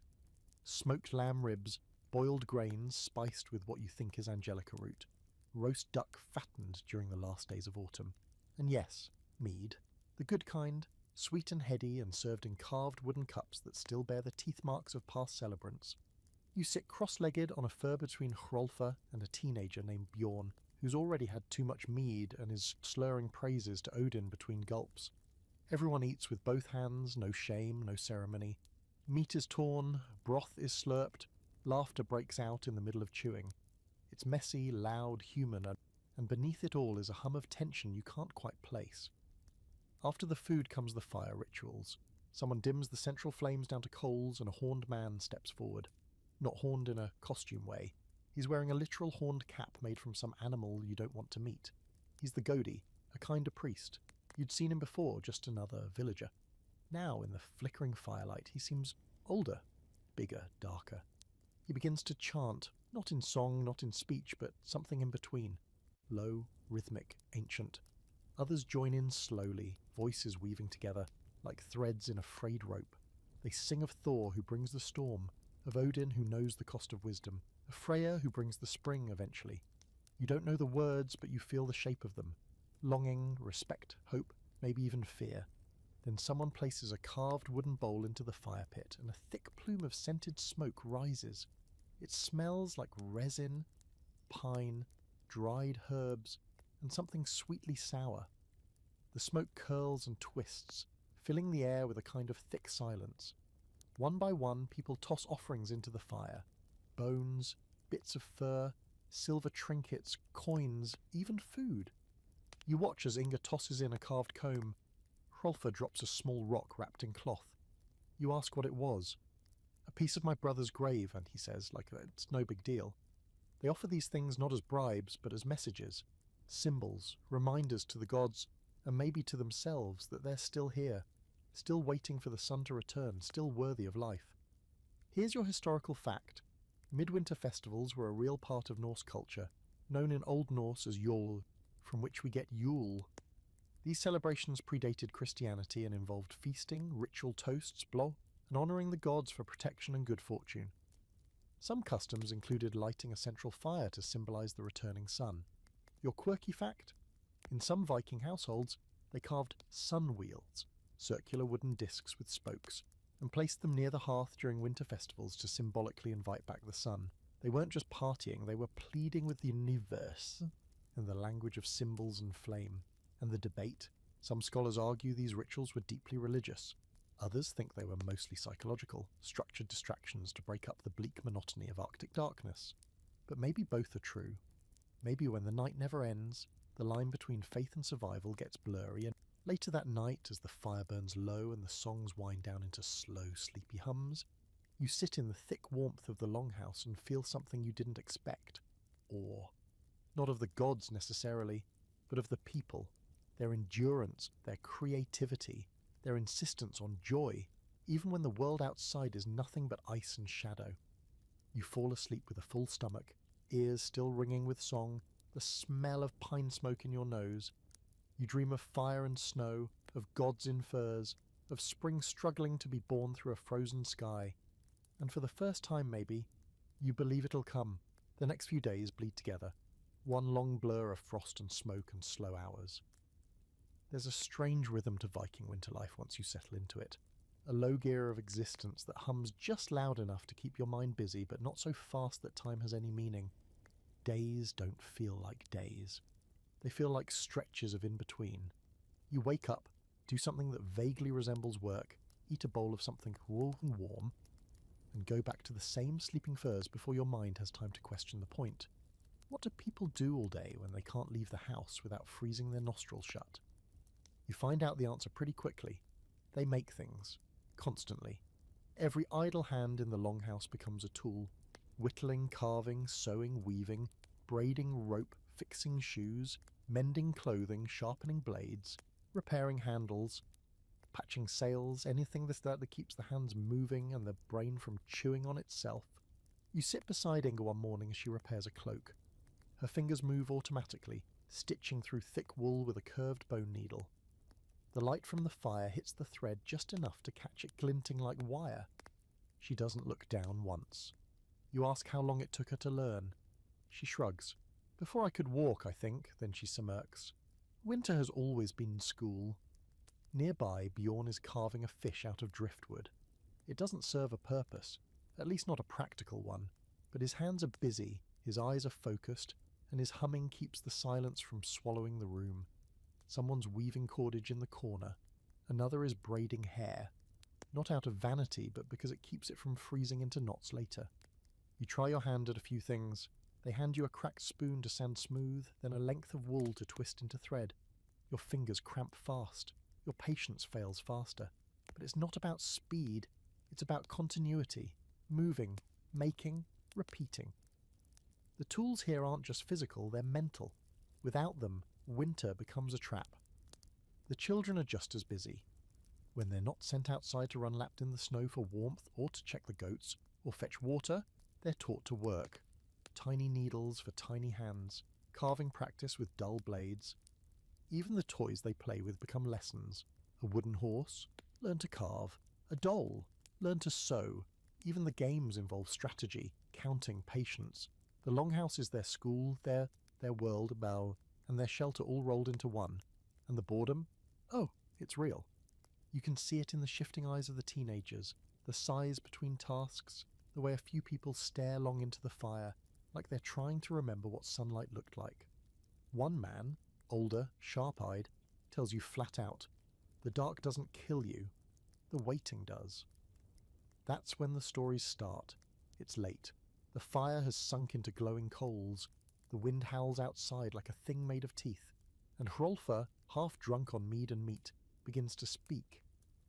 He tells a story of Loki, the trickster god, who once cut off a goddess's hair just to see what would happen. Of Thor smashing mountains with his hammer. Of a giant who drank the sea and thought it was mead. The kids gather close, their eyes wide, their bodies huddled like nesting dolls under shared furs. Adults listen too, smiling, muttering corrections, adding sound effects, debating details. The longhouse becomes something else in those moments, not just a shelter, but a theatre, a temple, a time machine. You don't need sunlight when you've got stories like this. They stretch across hours, across centuries. They're alive, passed hand to mouth, parent to child like fire. And you just listen, eyes half closed, brain softening like snow under warm boots. You get it now, why myths matter, why voices need to fill the dark, not to push it away, but to make it feel full instead of empty. Here's your historical fact. In Viking society, winters were seen as prime time for storytelling and oral tradition. With so much of their culture unwritten, these long months were when sagas were shared, remembered, embellished, and passed down. Skalds, professional poets, held a special place in Norse communities, preserving not just entertainment but history, lore, and moral lessons. Now for the fringe detail, there's some evidence that narrative games were played. Structured, competitive storytelling sessions where someone would begin a tale and others had to continue it, one by one, without breaking logic or tone. Lose the thread? You lost the game. In some households, losers had to do the worst chores for a week. So yes, winter boredom led directly to the invention of improv sagas. And tonight's scholarly debate. Were these indoor months truly a time of creativity and bonding, or was that a luxury only for the well-fed? Some historians argue that winter was a living hell for the poor, crowded, unsanitary, filled with tension and illness. Others suggest that hardship bred stronger social cohesion, and that the stories, songs, and shared tasks were precisely how people avoided breaking under pressure. Probably both are true, depending on how well your salted fish stash was holding out. You lie down again, this time beneath a heavier fur than usual. Your fingers are sore from whittling. Your ears are still ringing with the last tale Hrolfr told, the one where a man marries a bear disguised as a woman and wakes up with frostbite and regrets. As the fire dies, the longhouse breathes its slow, smoky breath. You close your eyes. There's no light outside, no noise but wind and the faint creak of wood settling into the frost. But inside the silence isn't empty. It's full of stories. You've given up on knowing what day it is. Even the idea of morning and evening has melted into this long, dreamlike smear of dim light and darker dark, broken only by meals and chores and the occasional accidental nap that turns into a full night's sleep. Without clocks, without sunlight, without anything that screams structure, time here flows more like smoke. Slow, curling, and impossible to grasp. You try asking Hrolfr what day it is. He just shrugs and says, "One closer to spring," which is both comforting and horrifying. You're not the only one struggling with it. Around the fire, you notice people drifting in and out of tasks like they're walking through molasses. Someone's carving a spoon for the third time this week. Another woman keeps rechecking the same net for holes that were never there. Even the goats look confused, bleating at odd hours and eating snow like it owes them money. And then there's the light, or lack of it. Today, you get a rare glimpse of something that could almost be called sun. For about 30 minutes around what might be midday, the sky turns a soft silver, not bright, but less dark. Shadows return briefly, stretching long and blue across the snow. A few people step outside just to stand in it, like it's warmth itself.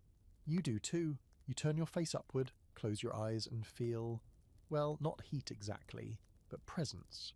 Proof that the sun still exists, still cares, just a little. And then it's gone again, like someone flicked off the switch and left you in the cold. That's when you learn about timekeeping the Viking way. Forget sundials, they're useless here for months. Forget hourglasses, no one has the luxury of wasting sand. Out here, time is marked by routine, by tasks, by changes in temperature, hunger, or the way smoke moves through the longhouse. Adis shows you her method.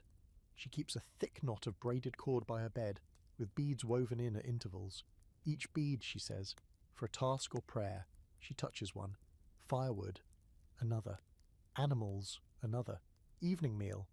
It's not a clock, it's a rhythm. And she doesn't count hours, she counts the world around her. Others mark time in different ways. One man tracks the wax drips on a single candle. A woman places stones near the hearth and moves them slightly after each completed chore. A boy scratches tally marks into the beam near his bed, 25 and counting, though he's started drawing little animals between them out of boredom or madness. You ask how they know when it's time to do anything. The answer is always the same. We just know. You don't. At least not yet. Your internal clock is fried. You're tired when you wake up and alert when everyone else sleeps.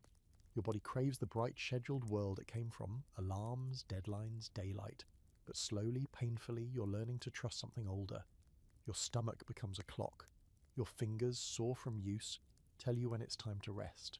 The rhythm of chores, of feeding animals, of stoking the fire, all of it becomes a kind of pulse, not mechanical, biological. And you start to notice that in the quiet of the longhouse time feels different. Slower, yes, but also more present. When there's no rush, no bells or dings or calendar alerts, you begin to feel each moment instead of racing through it.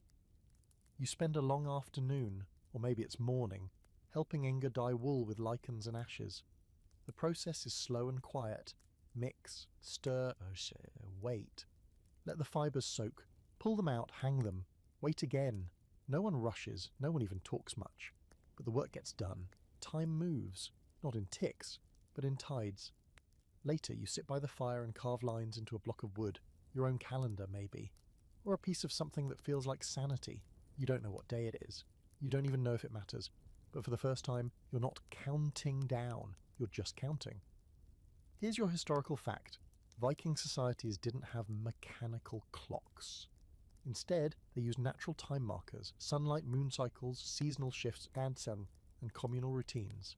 Some used only primitive sundials in warmer months, called solskugafjöl, literally sun shadow board. But in winter, such tools were useless, and time became a social construct more than a mechanical one.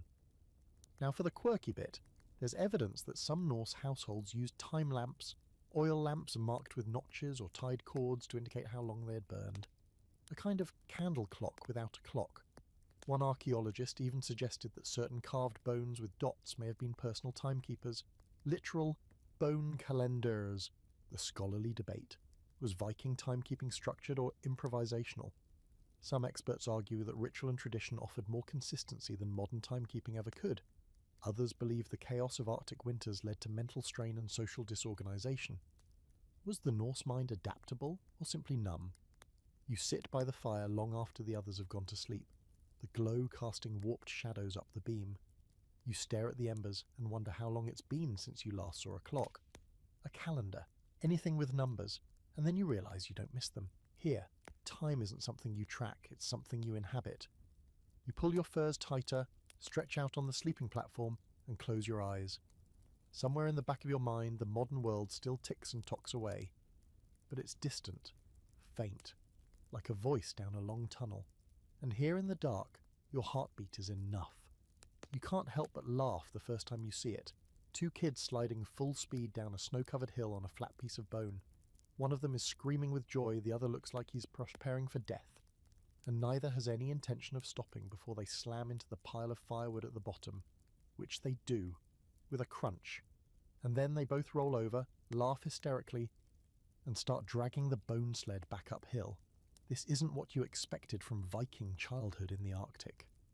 You pictured something more solemn, more grim, children solemnly sharpening knives by firelight or carrying buckets of goat urine through snowdrifts, not wiping snot off their faces and hurtling into solid wood like tiny lunatics. And yet, here they are, making winter their playground. Idis sees you watching and smirks.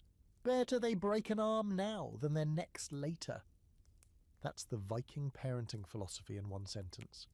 It turns out that, yes, Viking kids worked. Hard. They carried water, helped mend clothing, fed animals, scraped hides, prepared meals, and tended to younger siblings, while their parents prepared for the next disaster. But they also played. Not with toys like you know them, but with whatever was around, carved sticks, bone dice, bits of driftwood, and apparently the laws of physics. You join a group of children building a snow fort.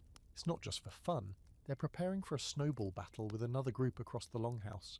You try to help build a wall, only to get ambushed by 3 kids with surprisingly well-packed projectiles. The snow stings your face, your dignity takes a hit, but you're laughing before you can even catch your breath. Inside the longhouse there's less chaos but just as much creativity. A girl is carving runes into a strip of bark. Another boy is twisting goat sinew into string, his tongue sticking out in concentration. They chatter in bursts of Old Norse, but even without understanding you catch the rhythm. Jokes, dares, dramatic retellings of things that happened 5 minutes ago. They aren't just surviving the winter, they're growing up in it. You ask Inga what it's like raising children in the cold months. She doesn't hesitate. They get stronger, or they don't. Winter teaches fast. It sounds brutal, but not cruel. There is no room here for softness that doesn't serve a purpose, no. No helicopter parenting, no hand-wringing over scraped knees. A child who learns how to keep warm, who to trust, how to find dry firewood. That's a child who might live to see the thaw. Later you watch a small boy, maybe 5, dragging a piece of meat across the floor, muttering instructions to a dog that clearly outranks him socially. He's not being coddled or corrected, just watched, observed, allowed to fail or succeed on his own terms, and somehow he does. You remember something Adie said earlier? We don't raise children, we prepare them. There's a difference, and it runs deep here. In the Arctic, your childhood isn't an escape from responsibility. It's the slow, painful, joyful process of learning how not to die. And yet, not everything is rough edges and discipline. At night, when the chores are done and the wind howls outside like a hungry beast, the kids gather close to their parents and curl up into shared nests of fur and warmth. You see a mother gently combing lice from her daughter's hair, singing a low lullaby that makes your chest ache even though you don't know the words. A father carves a little figure for his son and hands it over like it's treasure. These aren't moments of luxury, they're survival mechanisms made tender. Because winter doesn't just freeze the world. It presses in day after day, shrinking your entire life down to a few square meters and the people inside them. And in that closeness, even the smallest gestures become massive. A shared joke, a warm hand, a new pair of socks. Here's your historical fact. Viking children, especially in rural settlements, were expected to begin contributing to household survival from as young as 4 or 5. Tasks were assigned based on strength and maturity, and play often mirrored adult responsibilities. Still, play was essential, not just for joy, but for learning. Archaeological finds include carved animals, toy swords, sleds, and simple musical instruments, all likely made for or by children. The quirky fact: Norse sagas often include child prodigies, tiny warriors, wise little girls, kids who outwit adults with clever tricks. Whether myth or mirror, these tales suggest that even the youngest were valued not just as future adults, but as full members of the community. One story even tells of a boy who killed a wolf with a sharpened spoon. Is it true? Who knows? But it feels true. And the scholarly debate? Some historians argue that Viking childhood was short, harsh, and mostly devoid of affection. Others suggest that while discipline was firm, children were deeply loved and integrated into family life in ways modern societies might envy. Without institutions like schools or daycare, kids spent nearly every waking hour with their extended families. And that closeness shaped them. By the time evening comes, the kids are spent. You watch one little girl, maybe 7, curl up next to her grandmother, pulling a blanket of sheepskin over both of them. Another boy crawls under the bench with the dog and immediately starts snoring. Even the goat seems too tired to bother them. You settle into your own fur pile, watching the flicker of firelight dance across soot-streaked beams, and realize how differently you're starting to see the longhouse. It's not just a smoky bunker full of tough survivors. It's a living thing filled with love and arguments and children with wet boots and chapped lips who will someday grow into the people leading rituals, telling stories, building houses, and maybe, just maybe, making it through a few more winters, because here childhood isn't sheltered from the cold, it grows through it. You can't ignore it anymore, the smell. Not the smoky woolen people musk that clings to your clothes, or even the faint undertone of fermented shark lingering from the last feast. No, this one's sharper, earthier, more animal, and it's been intensifying with every passing day until finally, with a subtle but undeniable shift in your surroundings, you realise the truth. Half the longhouse is not for people, it's for animals. You knew this intellectually, of course. You'd seen the goats wandering around, had your feet stepped on by a sheep or two. But now it sinks in fully. The longhouse isn't divided into separate rooms, it's a dual-purpose machine. On one end, human survival, on the other, livestock survival. And the line between those two? Blurred by necessity, you decide to venture into their side. The moment you cross the invisible boundary, just a slightly lower beam and a not-so-subtle drop in floor cleanliness, the air thickens. It's warmer, surprisingly, more humid. It smells like straw, manure, damp fur, and something like sour milk in a wet boot. The goats stare at you with their judgmental eyes. The sheep just chew endlessly. In the corner, 2 cows lie curled together, enormous and peaceful, steam rising from their bodies as if they're their own central heating units. Ketil, who's elbow deep in what appears to be cow maintenance, waves you over. "Careful where you step," he mutters. The floor bites.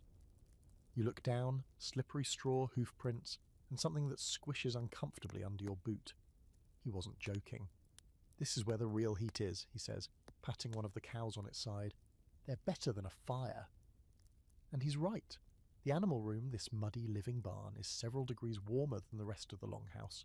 It's not cosy exactly, but it's unmistakably alive.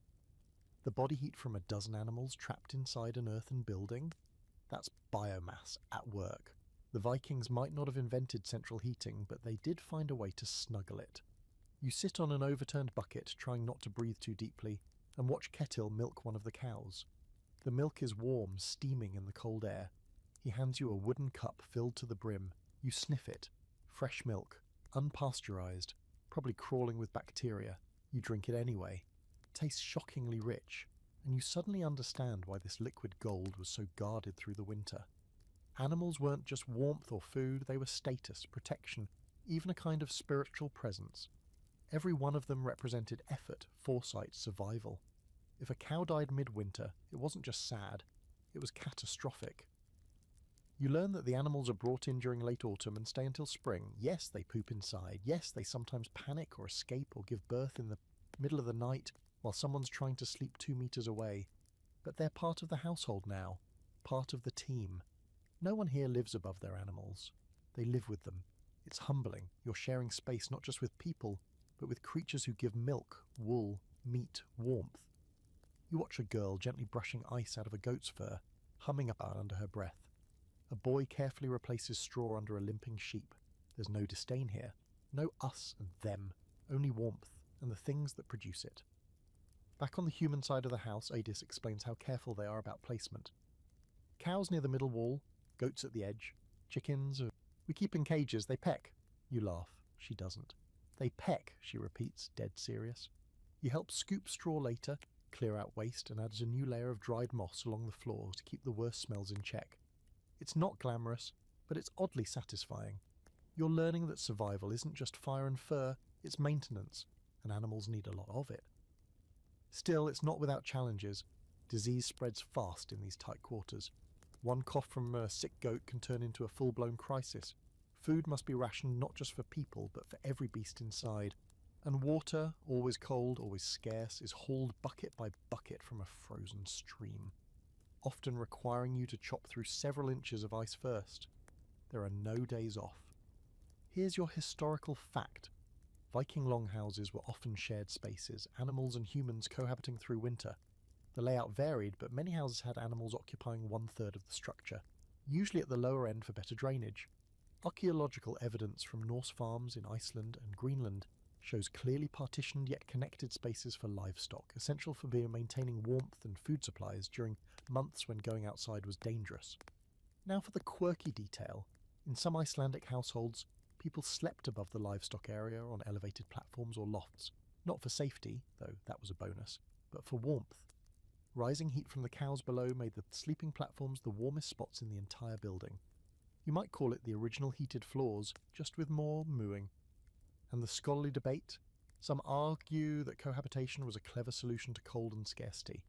Others think it was a desperation tactic, the last resort of those with too few resources to build separate barns. but modern reconstructions suggest it was a conscious design choice, a kind of ecological heating system with built-in breakfast. That night, as you settle into your now familiar sleeping furs, you find yourself closer to the wall than usual, closer to the livestock. You can hear them breathing, shifting, sighing. The low living sounds are oddly comforting. The goat even bleats once as if to check you're still there. You are, and for once, you don't mind the smell. It begins with a cough, a single rasping hack in the darkness that echoes louder than it should. Then another, from someone on the far end of the longhouse. A child sniffles. Someone sneezes hard enough to wake a chicken. You sit up slowly, rubbing the crust of smoke and sleep from your eyes. It's colder than usual, the air heavy and sour. Your throat burns. Illness. It moves like fog in these tight quarters. Quiet, creeping, impossible to keep out. And once it arrives, you realise just how vulnerable the Vikings were, even wrapped in furs and seasoned by the cold. They could outsmart the weather, outlast the hunger. But sickness? Sickness didn't play by the rules. By morning, 3 people are coughing hard. Adis makes the call. The sick must be separated. Not outside it, of course, that's a death sentence. Instead, they're moved to the least trafficked end of the longhouse, behind a row of crates and furs hung like makeshift curtains. You help string them up, your fingers stiff with cold, your breath visible. It doesn't feel like protection, it feels like surrender. The infected are wrapped in extra layers, given out a warm broth and slushy onion poultices that smell worse than the goat pen. You ask Inga what's in the mixture and she shrugs. Moss, bile, root. It worked on my sister once. That seems to be the logic behind most of their remedies, anecdotal evidence mixed with blind optimism and a pinch of ritual. One man lies on his side, shivering under a fur pelt, sweat glistening on his brow despite the frigid air. You help hold his head while someone trickles a spoonful of honey water into his mouth. For the lungs, they say. Another person brings over dried mushrooms crushed into a thick paste. You don't ask what kind. Some cures don't come with explanations. There's no doctor, no medicine cabinet, no thermometer to tell you how bad it is, just the knowledge passed down from mothers and grandmothers, what herbs to use, what bark to chew, what prayers to whisper when the fever spikes. Healing here isn't sterile, it's messy, desperate, and more spiritual than scientific. You start noticing the signs of effort everywhere, dried bundles of yarrow and thyme hanging from beams, bark stored in small clay jars, charcoal ground and mixed with fat for poultices. The healers, usually women, though not always, work constantly, not just when someone's sick, but long before. Every summer herb picked, every root stored is part of the winter defence. And yet, even with all that effort, the longhouse feels vulnerable now. The air carries the weight of uncertainty. People move slower, quieter. Conversations drop into whispers. When someone coughs too hard, eyes flick toward them like wolves watching a limping deer. You begin to understand why some Viking graves contain so few old bones. Not because they didn't honour their elders, but because not everyone made it that far. Winters were long, illness relentless. There was no modern immune system cushioned by antibiotics and annual checkups. You got sick, you either recovered or you didn't. Simple as that. To pass the time and avoid breathing in too deeply, you help grind dried plants into powder. A strange blend of moss, dried berries, pine resin, and something that smells like tree bark and regret. You help brew it into tea. It's bitter. It makes your tongue go slightly numb, but everyone drinks it. That night, a ritual. Not a big feast like midwinters, but a small, quiet ceremony near the fire. Hrolfr speaks words in a low voice you can't understand, touching a small carved talisman to the forehead of each sick person. Inga sprinkles ash in a circle around the bedding. You don't ask if it's meant to keep spirits out or sickness in, maybe both. Here's your historical fact. Vikings didn't have a formal medical system, but they did have leknir, healers who used a mix of herbs, rituals, and experience to treat illness.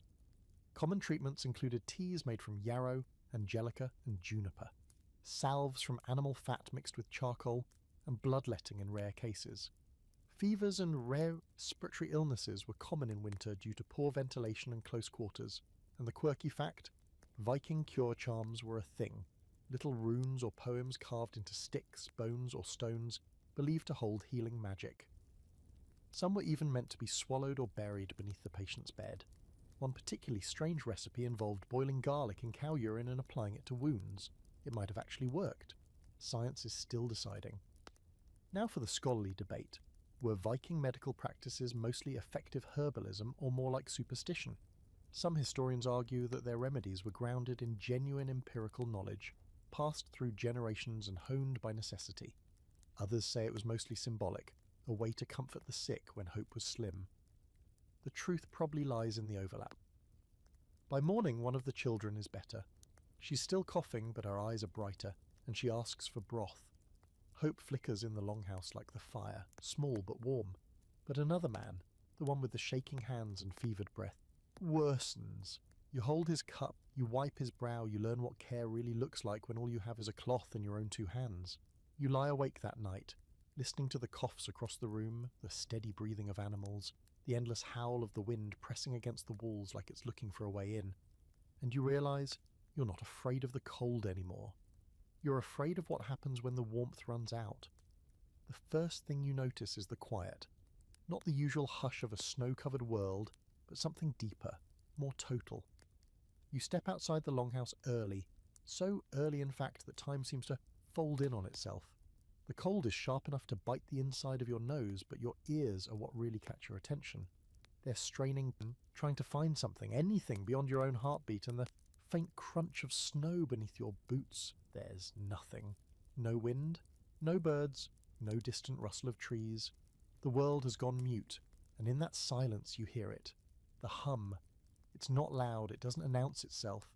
It's the kind of sound that makes you question whether you're actually hearing it or just imagining something to fill the void. But it's there, low, distant, almost like a throat singing in reverse, a deep vibration that seems to come from the ground itself. You pause, hold your breath, it's still there. Catil appears beside you, stomping the snow from his boots, and you ask him, half joking, if the earth is singing. He doesn't laugh. That's the ice, he says, serious, talking to itself. You've heard about this. Ice can moan, creak, even roar as it shifts. Snow can settle with a sound like breath. Frozen rivers groan under their own weight. But this is something stranger, like the land is whispering in its sleep. As you listen, you realize that Arctic silence isn't truly silent. It just operates on a different frequency. The kind that slips under your skin without asking permission. You start paying more attention to the sounds of this frozen world. The way snow squeaks under pressure, high-pitched and brittle. The soft flutter of owl wings overhead in the brief moments of twilight. The sudden sharp crack of distant ice splitting, loud enough to make your heart jolt but too far to see. Back inside, the longhouse has its own soundtrack. The fire pit pops and hisses. People murmur, cough, snore. Wood creaks, wool rustles. It's not loud, but it's alive. A living, breathing soundscape of survival. You begin to hear the rhythm in it, the beat of the cold months. And strangely, it comforts you. Later in the day, you walk with Hrolfr to a frozen stream to collect ice blocks for melting. Your boots crunch in rhythm with his, and the only other sound is your own breathing. He stops mid-step, holds up a hand, and you both listen, nothing. And then, far off, a whoomph, a soft, deep sound like someone exhaling under miles of snow. Hrolfr nods. Ice is moving under the river. Good sign. Means it hasn't died. You realize he talks about the landscape the same way he talks about animals. It's not scenery. It's a presence, though, and sound is how you know it's still alive. As the days pass, you learn to distinguish the difference between normal longhouse noises and the ones that matter. A goat stomping in a panic. Possible predator. A beam groaning too loudly. Snow load might be too heavy. Someone coughing in a different rhythm. Get the moss tea ready. In this world, silence is suspicious. Sound is signal. Every creak, every rustle, every breath is information. You're learning to listen like a Viking. That night, Hrolfr shows you a little trick. He places a carved bowl of water on the floor, watches the surface. When the wind comes hard, water will move before we hear it. Sure enough, as the evening deepens, the water ripples, gently then steadily. Moments later, the first howl of wind snakes through the eaves. The house creaks, snow shifts. Everyone inside glances up, unconcerned but alert. The longhouse has heard this before. Here's your historical fact. In winter-bound Norse settlements, especially in Iceland and Greenland, silence wasn't just a backdrop, it was a tool. Sound, or the absence of it, gave critical clues about weather changes, animal behaviour or structural issues in buildings. Experienced farmers and hunters learned to predict danger by listening, often before seeing any evidence. Now for your quirky twist. Norse oral tradition includes references to snow voices, not literal voices, but metaphors for the way snowpack speaks to those who know how to hear it. Some skalds, poets, even included descriptions of the mood of ice in their verses. One Icelandic tale mentions a man who could hear the sky crack before a storm and was considered part elf. Naturally. And tonight's scholarly debate, was Viking sound awareness a cultivated skill, or just a natural result of their environment? Some anthropologists believe it was a deeply ingrained cultural adaptation, a kind of sensory literacy that is nearly extinct in modern times. Others argue it's just what happens when you remove artificial noise. You hear again. The world speaks, and you finally have the quiet to notice. Back in the longhouse, the wind builds outside. You hear it sliding around the curved roof, clawing at the smoke hole, finding all the little cracks in the turf. Inside, someone stokes the fire. A spoon clinks softly against a bowl. The goat grumbles in its sleep. You lie back on your fur mat, eyes closed, and let the longhouse sounds wash over you. It's not silence, not even close. It's the music of endurance, the drumbeat of old wood, soft feet, low voices, the sound of people still here, and under it all, barely audible, the low hum of winter continues. You thought maybe, just maybe, winter would pause the fighting, that surely even the most battle-hardened Viking would look out at a frozen wasteland of knee-deep snow, gale-force winds, and sub-zero temperatures and think, you know what, maybe we skip war season this year. But no, absolutely not. Because apparently not even a solid sheet of ice covering the entire world can keep Vikings from picking up weapons and chasing each other through the snow like angry bears in chainmail. It starts with shouting. Not the usual kind. This is sharper, laced with tension, the kind that cuts through the cold like an axe blade. You're pulling on your boots when the front of the longhouse creaks open and two men rush in, snow spraying behind them. One's panting, the other is bleeding from a gash on his arm. They speak quickly, too fast for you to catch much, but the mood of the room shifts immediately. Adis goes stiff. Hrolfr stands up like someone hit a war drum. You ask what's going on. The answer is direct. Raiders. It doesn't make sense. Raiders? Now? In this weather? But then again, you've seen these people ice bathe and eat shark jerky. Logic froze to death months ago. They say the nearby settlement just a day's travel over the ridge has been hit. Livestock taken. A storage hut burned. No one dead, but that's mostly luck. The attackers, probably a rival clan. Maybe old enemies. Maybe desperate. Winter makes people strange. Hunger makes them strangers. By nightfall, preparations are already underway. Weapons pulled from their spots on the walls, sleds checked and lashed together. Skis, yes skis, dragged from the barn and inspected for cracks. You're half convinced this is still a joke, until you watch Hrolfr tighten the straps on a pair of narrow wooden skis with terrifying calm. You ask, with increasing alarm, "You're going to fight on skis?" "Yes," he says, as if this is the most natural thing in the world. How else would we catch them? The war party leaves at dawn, which in Viking winter means something between early twilight and still night. They travel light, fur cloaks, shields, spears and bows. No horses, too loud, too slow. Just men gliding over the snow like ghosts, their breath steaming in the dark. You stay behind, but the tension travels with them. What surprises you is how routine it all feels. No speeches, no dramatic goodbyes, just a nod from Hrolfr, a muttered blessing from Adis, and they're gone. As if going to war in the middle of winter is just another line on the chore list between mend fishing net and don't freeze us to death. In their absence, the longhouse feels hollow. Everyone moves quieter. Conversations stop and start like broken wheels. The fire seems smaller. Even the animals sense it. More pacing, more nervous bleating. You help stir a pot of gruel and glance at the door every few minutes, half expecting it to burst open with news. It never does. Then on the third day they return. No trumpets, no celebration. Just the scrape of sled runners on ice and the thump of boots against packed snow. Hrolfr has a bandage over one eye and blood on his beard. Two others are limping. One man isn't with them. They say the raiders were caught, that some were known. That one was a cousin. It was messy, but necessary. Supplies were reclaimed and a warning delivered. In the cold, everything slows down except the consequences. You sit near the fire that night as Hrolfr removes his cloak, stiff with frost and stained with blood. He doesn't look angry, he looks tired, like someone who's had to dig his own grave but didn't lie down in it just yet. You ask him, why risk it? Why not wait until spring? He looks at you, eyes bleary but steady. Because they won't. Hunger doesn't wait. Fear doesn't wait.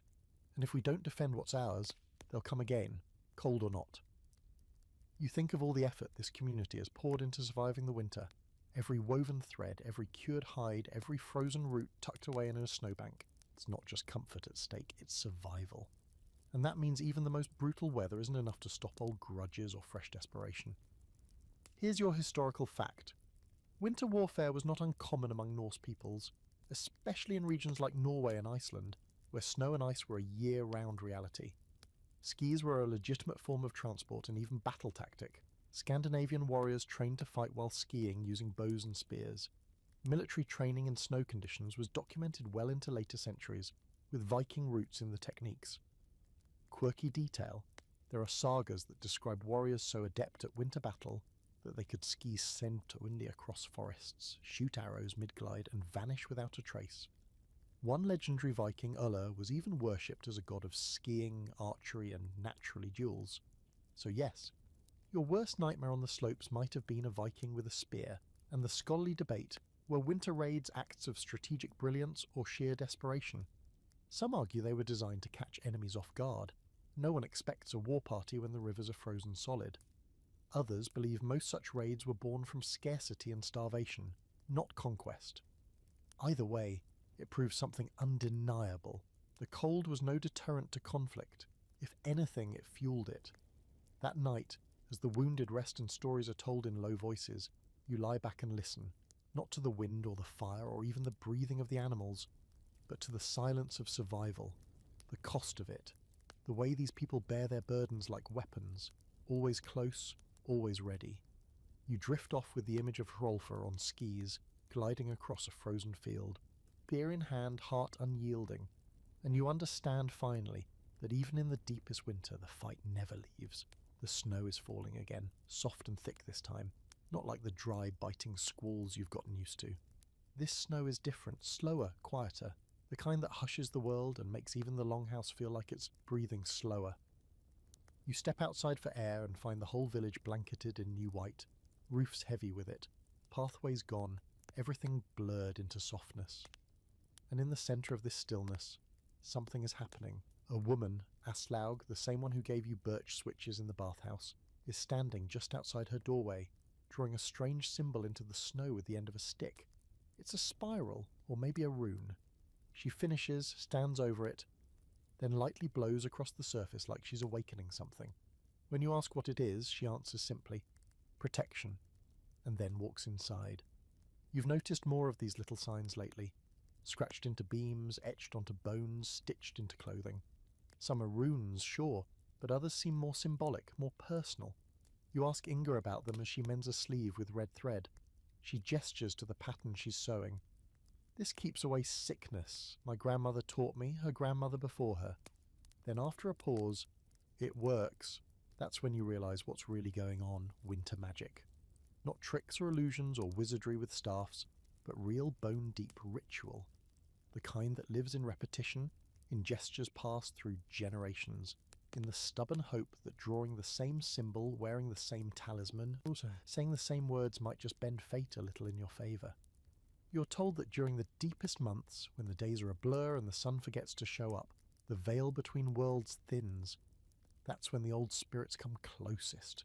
Not just the gods, though they're part of it, but older things, local spirits, house wights, ancestral echoes, forces that don't have names anymore, only gestures.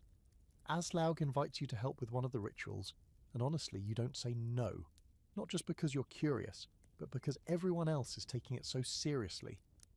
If you're the only one not whispering to the walls, it starts to feel like you're the one out of sync. She leads you outside just before nightfall. The snow reflects what little light remains, giving everything a ghostly glow. She carries a bowl filled with ash and crushed herbs. You carry a torch. The flames sputter in the cold air, but it holds. She walks the perimeter of the longhouse, scattering ash in a line as she chants. Not loudly, but with firm rhythm. You can't make out the words. They're older than her. Older than language, maybe. Just shapes made of sound. When she finishes, she hands you a carved piece of wood, simple, flat, with a single rune scorched into it. Place it near your sleeping furs, she says. Speak to it, but only once, then don't touch it. You nod, unsure what to say, and she disappears back into the snow. Back inside, the fire's been dimmed. People are moving slower, not out of fatigue, but reverence. Edith places a small bowl of milk near the door and another near the hearth. For the hidden ones, she murmurs. No one questions it. A young boy places a sprig of dried herbs under his pillow. Another woman rubs soot from the fire onto her wrists. It's subtle, quiet but everywhere, a low current of ritual moving through the night. You ask Hrolfr if he believes in all this. He grunts. I believe in winter. Which is, in its way, an answer. Here's your historical fact. Viking-era Norse people practiced a complex mix of religion, superstition, and animism. In addition to the well-known pantheon of gods, they believed in local spirits, vettir, and house spirits called husvettir, who needed to be appeased to maintain harmony. Midwinter especially was considered a time of heightened spiritual activity. Small offerings were common, food, ale, or symbolic objects placed in specific parts of the home or land. Quirky fact, some Icelandic settlers left small wooden figurines known as nisse, or tomte, little humanoid spirits with beards and red caps, hidden in the rafters during winter. They weren't part of the Odin-Thor crowd. These were household guardians, mischievous if ignored, protective if respected. And no, they weren't cute. They bit. And the scholarly debate? Historians still argue over how much of Viking-era belief was formal religion versus informal folk magic. Some see these rituals as leftovers from pre-pagan animism, while others argue they were central to the Norse understanding of their place in the world. There's a growing consensus that Norse spirituality wasn't hierarchical, it was layered. Gods above, spirits beside, ancestors within. That night, you sit by the fire holding your little carved rune, unsure whether to whisper to it or just stare. Eventually, you murmur something, quiet, clumsy, probably wrong, but the moment you do, you feel the weight of the longhouse around you. The thick sod walls, the packed snow outside, the heat from the bodies around you, the heartbeat of the place. You place the rune near your furs and lie down. The wind picks up again, brushing the roof with long, cold fingers. Somewhere beyond the wall you hear the low crack of shifting ice, followed by silence. You breathe slowly, close your eyes. Whether or not the magic is real, you believe in the people who believe in it, and maybe that's enough. You wake up gasping. It's not fear exactly, or even cold. It's like you've just surfaced from deep underwater, dragged from a dream that was too big for your brain. You lie there, heart racing, eyes wide in the smoky dark, trying to remember what it was. A woman with antlers, a voice that spoke in water, something chasing you across a frozen lake. It's already slipping away. Around you, the longhouse breathes its usual rhythm, snores, sighs, soft shuffling. The fire's down to low red coals. Outside, the wind whispers like it knows a secret. But inside you, something is buzzing, like the dream didn't leave, like it's still waiting just under the surface. You roll over and stare at the rune Aslaug gave you, still nestled in the fur beside your bed. It hasn't moved. It doesn't glow or hum or whisper ancient wisdom. But still, you can't shake the feeling it's watching or listening. And then it dawns on you. This is normal. Not just for this time or this place, but for this part of winter. The dream world. The place your mind starts to wander when there's no sun to anchor your sense of reality, when the days bleed together and your thoughts stretch thin as ice on a lake. You sit with Idis the next day, helping grind herbs into paste for another batch of cold balm, and ask her if she's ever had strange dreams in the dark season. He nods without looking up. This is when the dead come whispering, she says, completely deadpan, and not all of them speak the truth. You blink. She finally glances up and smirks. Don't worry, most of them lie kindly. It's then you realise that dreaming in winter isn't just a thing that happens to Vikings. It's a known territory, a season unto itself, a time when sleep becomes a kind of second life, when the firelit world and the subconscious world tangle together like wool threads, with no clocks, No sunlight, and nothing to break up the monotony. Your brain starts inventing its own stories, and not always the comforting kind. That night you stay awake as long as you can, staring at the ceiling, counting the smoke-stained beams, listening to the longhouse creak. But eventually sleep wins, and the dreams return. This time it's a vast forest, frost-covered, endless. You walk barefoot through the snow, leaving no prints. Ahead, a man with a stag's head beckons silently, then disappears into the trees. You follow. You always follow. You wake with tears in your eyes and no idea why. You mention it to Hrolfr. He nods slowly and says, "That one comes to me too, usually before a storm." And you laugh, thinking he's joking, but he's not. He just slaps your shoulder and walks off, leaving you wondering how many people in this longhouse have seen the same horned figure, the same endless woods, the same dreamscape snow. Later you hear whispers about a woman who dreamed of fire and lost her husband to it the next day. About a child who dreamed of wolves and found one pacing outside the wall. Dreams aren't treated like fantasies here.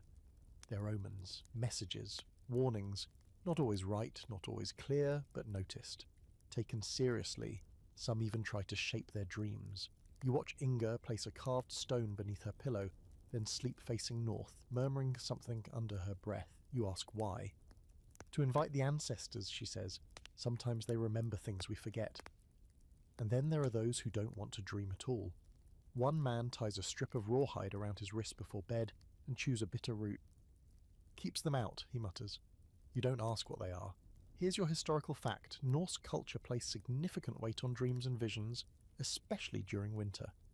Sagas often mention prophetic dreams, dream visits from gods or the dead, and the use of dreams as omens for the future. Some Sida practitioners, Norse magic workers, specialized in dream interpretation, often blending herbalism, ritual, and trance-like states to walk between waking and sleeping worlds. Your quirky fact: there's evidence that some Viking sleepers used specific sleeping positions to induce certain kinds of dreams. One old Icelandic text claims that sleeping on the right side invited dreams of family, while the left summoned dreams of fate. Whether true or poetic, it's one more example of how carefully these people navigated even their unconscious hours. And the debate: did dreams function as genuine belief systems or as coping mechanisms? Some scholars argue that the long winters and sensory deprivation triggered natural hallucinations, sleep paralysis, and vivid dreaming, which were then interpreted through cultural lenses. Others believe dreams held sacred meaning regardless of their origin. Real or imagined, the dream world mattered. The next morning you wake with a start, your heart pounding. You remember your dream perfectly this time. It was just Hrolfr, standing in the snow, staring at you with empty eyes. He didn't say anything, but when you looked down, your hands were red and warm. You don't tell anyone. You walk outside needing air and stand in the snow barefoot for a moment. It hurts. It wakes you up. The wind brushes against your face, and for a moment you think you hear someone whisper your name, but it's just the wind, probably. You step back inside and pull your furs tighter, not out of fear, not even out of cold, out of respect for the dream and the version of yourself that still lives in it. The night sky feels impossibly vast here. You step outside and freeze, not from the cold this time, but from the sheer weight of it. Stars stretch across the Arctic dome like tiny pinpricks of ice, sharper than anything you've seen back home. The Milky Way arcs overhead like spilled salt on black velvet, and for a moment you forget the cold, the smoke, even the longhouse. You're just a speck staring into eternity. Hrolfr stands beside you, wrapped in layers of fur. He doesn't say anything. You don't expect him to. The silence is a language of its own. He points slowly, almost reverently, at clusters of stars. "These guide us," he murmurs. "Not just for travel," he means, "for survival. To orient yourself when the world is all white and the wind is a knife. To know direction when the sun sleeps for months. To read the sky like an open book. You've seen star charts before in books, but this is different. The constellations are not abstract patterns. They're landmarks, warnings, guides. Ursa Major, the Great Bear, points north. Cassiopeia forms a faint W above the horizon, a marker for the fjord route. Polaris, stubborn and bright, holds its place like a compass forged from ice. Hrolfr traces the lines with a gloved finger, telling stories as he goes, how the hunters used them to track reindeer, how raiders might follow the same stars in winter. and how the light of the heavens is the only thing that doesn't lie. And then the northern lights begin, subtle at first, a green shimmer along the horizon, then growing brighter, ribbons of colour dancing across the sky, like spirits moving in slow, deliberate arcs. The Vikings called it Aurora Borealis, but here, Hrolfr whispers a different kind of truth. It's the breath of the gods, or perhaps the ancestors, reminding the living that even in endless cold there is colour, there is motion, there is life. You feel hypnotised. The lights twist and snap above you, casting a faint glow onto the snow and illuminating the longhouse roof like an emerald fire. You realise now why Norse myths often place supernatural beings in the sky. When the world is buried in snow and darkness, these celestial phenomena become reality. They guide, warn, and inspire. They are survival tools as much as they are art. Hrolfr finally speaks again, pointing at a subtle cluster near the horizon. If you follow that star through winter, it leads to food stores, safe routes, sometimes even to help. Lost a man once, Sky guided him. He shrugs, as though this is the most mundane thing imaginable. You nod, trying to absorb the enormity of it. It's not just navigation, it's hope. Later, you return to the longhouse, but the image of the lights stays with you. Even inside, when the fire flickers low and the walls groan under snow, you feel it. Tiny, stubborn, like a pulse behind your ribs. The sky itself, a living map, has taught you that survival isn't just about walls, warmth, or food. It's about reading the signs, understanding the rhythm, and trusting what you can't touch. Here's your historical fact. Norse seafarers and settlers in Greenland and Iceland relied heavily on celestial navigation. Long before compasses, they used Polaris, the stars, and seasonal patterns to find safe routes across snow, ice, and sea. Astronomical knowledge was vital for winter survival. Quirky fact, some Vikings believed that the northern lights were the reflection of the shields of the Valkyrie as they rode across the sky, collecting fallen warriors. The lights were both awe-inspiring and a reminder that the dead and the living share the same cold, luminous world. The debate, scholars argue whether the mythological interpretations of the aurora influenced Viking behaviour, or whether practical navigation came first and the stories followed. Likely it was both, a brilliant melding of art, myth, and survival instinct. You lie back in your furs that night thinking of constellations, spritzen, and glowing ribbons of light. The longhouse seems smaller, warmer, safer, yet connected to the vast, untouchable world outside. The sky has taught you a lesson the fire cannot. Survival is not just heat, not just food. It's knowledge, observation, and a willingness to see signs when the night seems endless. The longhouse is quiet when you wake, but not dead. There's a soft murmur of activity, the scrape of boots on packed earth, the low clatter of wooden tools, the whisper of wool being stitched together. You stretch, still groggy, and realise something. Even without a fireplace, the place feels alive. Not just warm in temperature, but warm in spirit. And it occurs to you that survival isn't just about physical comfort, it's mental too. And here, the Vikings have mastered that art. Hrolfr is already up, tending to the fire pit. Not because it's necessary, there's enough body heat in the longhouse to keep the frost from creeping in, but because he likes the ritual. He tends the fire like it's a companion, poking embers, adjusting logs, listening to the faint hiss and crackle. You realise that fire isn't just about warmth here. It's focus, it's meditation. It's a rhythm that marks the day even when the sun doesn't cooperate. You help him stir a pot of porridge, thick and bland but sustaining. You wonder aloud how they manage to keep morale high when the food is repetitive, the days endless, and the cold relentless. Hrolfr shrugs. Stories, songs, work, repetition. The mind needs as much tending as the body. And suddenly the smoke in your lungs, the ache in your fingers, the frozen toes, it all starts to make sense.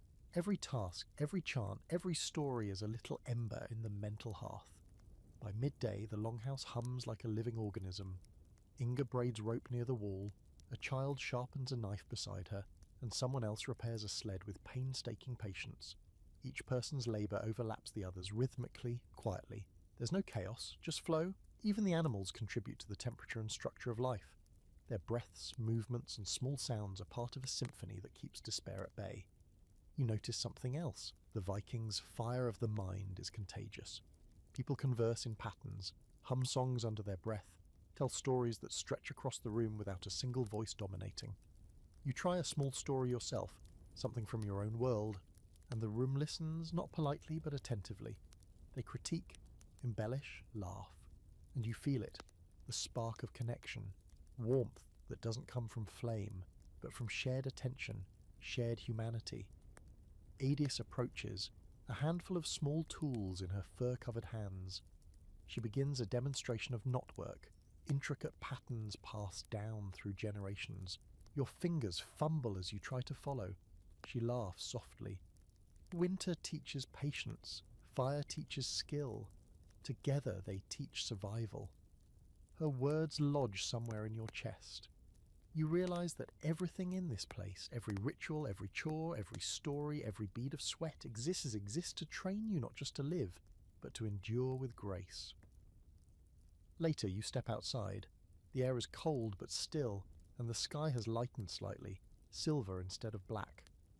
The northern lights are faint tonight, mere whispers along the horizon, but they're enough to remind you that the world continues beyond the longhouse walls, and that thought is surprisingly comforting. Even if your body freezes, your mind remains afire, flickering and alive. Here's your historical fact. Vikings placed extraordinary value on mental endurance in addition to physical survival. Oral tradition, storytelling and communal work helped maintain morale during long Arctic winters. The structure and rhythm of daily life combined with social rituals were crucial for keeping communities cohesive through months of darkness and isolation. Quirky fact. Some sagas describe Vikings using memory songs, simple melodies to memorize complex tasks, such as weaving, tracking animals, or counting stored provisions. These tunes doubled as entertainment and mental exercise, essentially turning labor into music-based survival training. And the debate? Scholars argue whether these mental practices were consciously developed as psychological tools or arose naturally from social cohesion needs. Either way, it's clear. Surviving winter was as much about sharpening the mind as it was about stoking the fire pit. In the absence of conventional comforts, the Vikings relied on the strength of the intellect and the collective spirit, and it was just as vital as any heat source. You lie back that night, watching smoke curl lazily toward the ceiling. Your body is exhausted, but your mind hums with small victories, knots tied correctly, porridge stirred just right, a story remembered, a song hummed. The fire of the hearth is small, but the fire in your head is wide and roaring. You finally understand this is what keeps the longhouse alive when the Arctic seeks to claim it. It's the fire of thought, ritual, and shared existence, and it burns hotter than any log. Spring doesn't announce itself politely.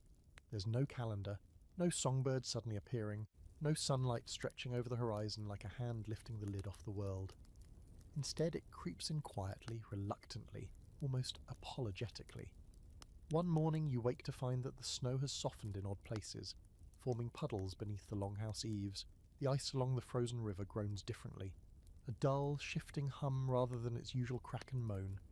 And the wind has changed. It carries hints of mud, of thawing grass, of water not yet sealed. You recognize it instantly. Change is here. Spring has arrived, slowly and with no fanfare. Inside the longhouse, people notice it too.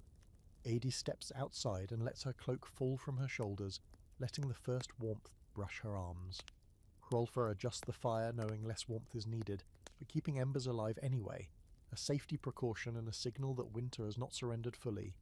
Children fling open doors, laughing as snow slush hits boots, and animals stir more eagerly, sensing more daylight, more freedom and more feed.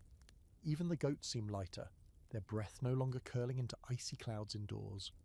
The whole place vibrates differently, like a heartbeat returning to normal after a long frozen pause. You wander through the thawed perimeter, noticing things you barely saw before. Mud beneath the snow is rich and fragrant.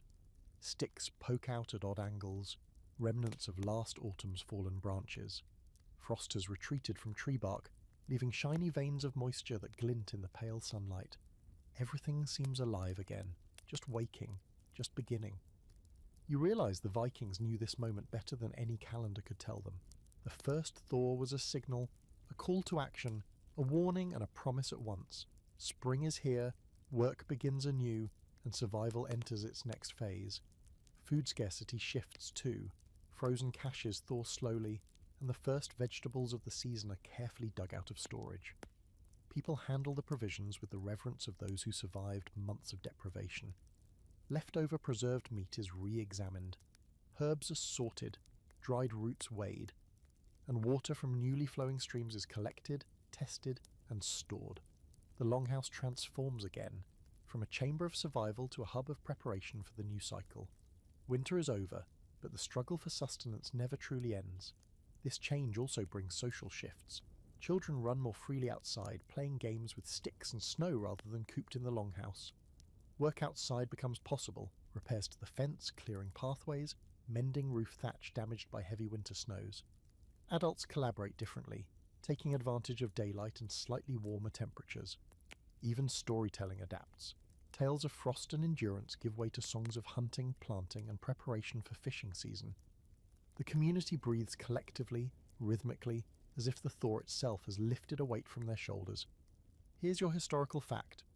In Norse settlements, the transition from winter to spring marked a critical phase in survival. Communities shifted focus from indoor maintenance and preservation to outdoor work, including repairing homes, preparing fields for planting, and hunting migratory animals returning to the region. This seasonal adaptation was crucial to long-term survival in the Arctic. Quirky fact, some Icelandic farms still keep a tradition of spring cleansing, where the first meltwater is used to wash homes, clean utensils, and even bless livestock. It's both practical and ceremonial, carrying echoes of ancient Norse survival customs. Water that thawed the snow literally marked renewal. And the scholarly debate? Some historians argue that Vikings timed raids and trade expeditions specifically to align with spring thaw, when travel was safer and resources were more abundant. Others insist that survival imperatives, such as tending livestock, repairing longhouses, and reclaiming stored food, dominated communal activity before any thoughts of raiding or trading. Likely it was both. The physical thaw dictated opportunity, and cultural priorities dictated how that opportunity was used. As you step back inside the longhouse that evening, the air is warmer, damp in places, heavy with the scent of melting snow and mud. Furs no longer cling to skin with the sharpness of frost. The fire pit is reduced to glowing embers, barely necessary but still comforting. You watch Hrolfa and Idis discuss tasks, children chase each other with their newfound energy, and animals stretch their legs in the thawed pen. For the first time in months, it feels like the longhouse is not just surviving, it's living. And in that moment you understand that survival isn't a single winter challenge, a single feat of endurance, or a single skill learned in the cold. Survival is an ongoing rhythm, a cycle of ice, snow, thaw, and work. It's watching the world change outside the walls and adjusting inside them.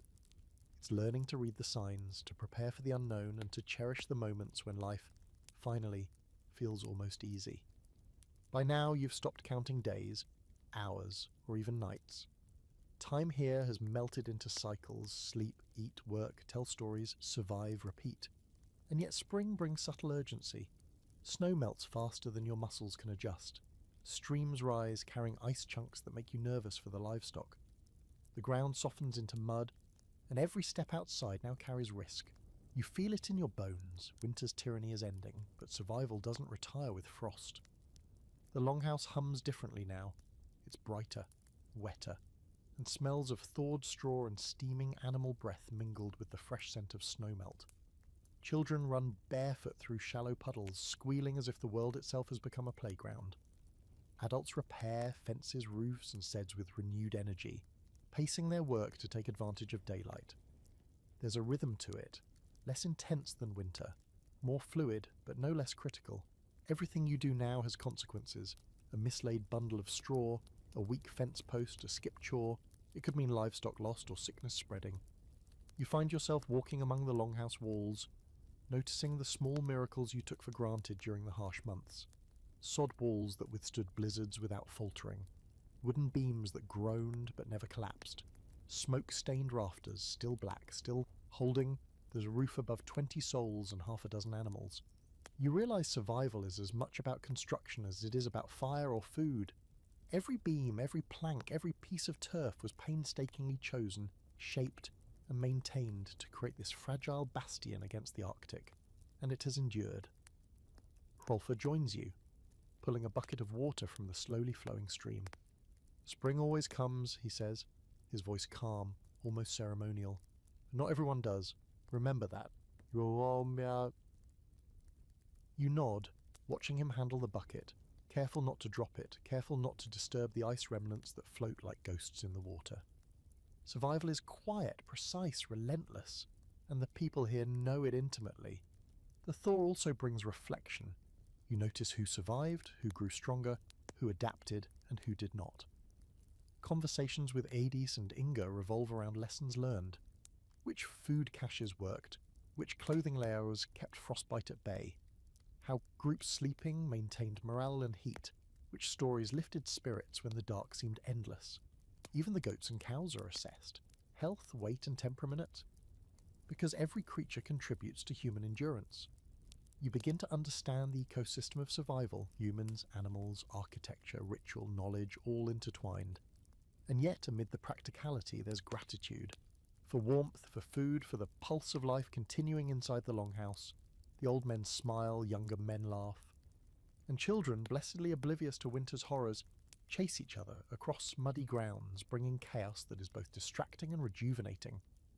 Even the scent of thawed hay and manure carries comfort now, a tangible reminder of life persisting through hardship. Here's your historical fact. Archaeological evidence from Norse settlements in Iceland, Greenland and northern Scandinavia confirms that longhouses were central to survival, housing both humans and animals.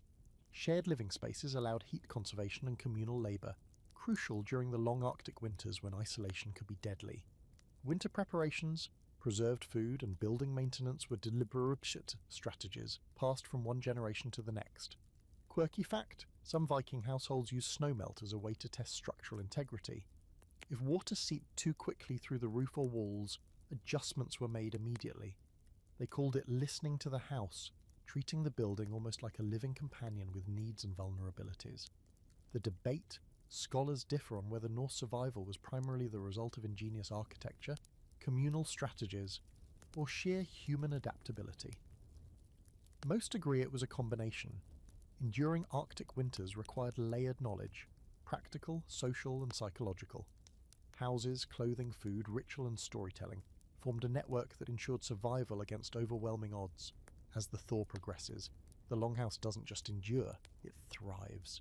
People move with purpose, animals graze cautiously, and the first hints of green push through receding snow. You take it all in, understanding now that survival is not a single act of heroism, but a mosaic of countless small, persistent choices. Every winter endured, every meal shared, every story told, every careful repair, it all counts, it all adds up. And here, in this sturdy, smoke-streaked longhouse, life persists all against the coldest odds imaginable. The longhouse is quiet now, the bustle of spring's early tasks fading into evening calm. You stretch, feeling the lingering warmth of shared bodies and the soft thrum of life that permeates the structure. Outside, the Arctic landscape has shifted from stark white to mottled grey and green. Streams gurgle, snowbanks slump, and the wind carries hints of thawed earth and growing plants. It's a subtle symphony of change, one you've come to recognise as proof of life persisting against impossible odds. Months ago, you shivered at the thought of surviving without fire. Now you understand that survival was never just about heat. It was about rhythm, adaptation, community, and the quiet rituals that knit everyone together. You reflect on what you've witnessed and endured. The smoke-filled longhouse where a single pit fire balanced cooking, warmth, and air. The careful layering of clothing, fur, and body heat.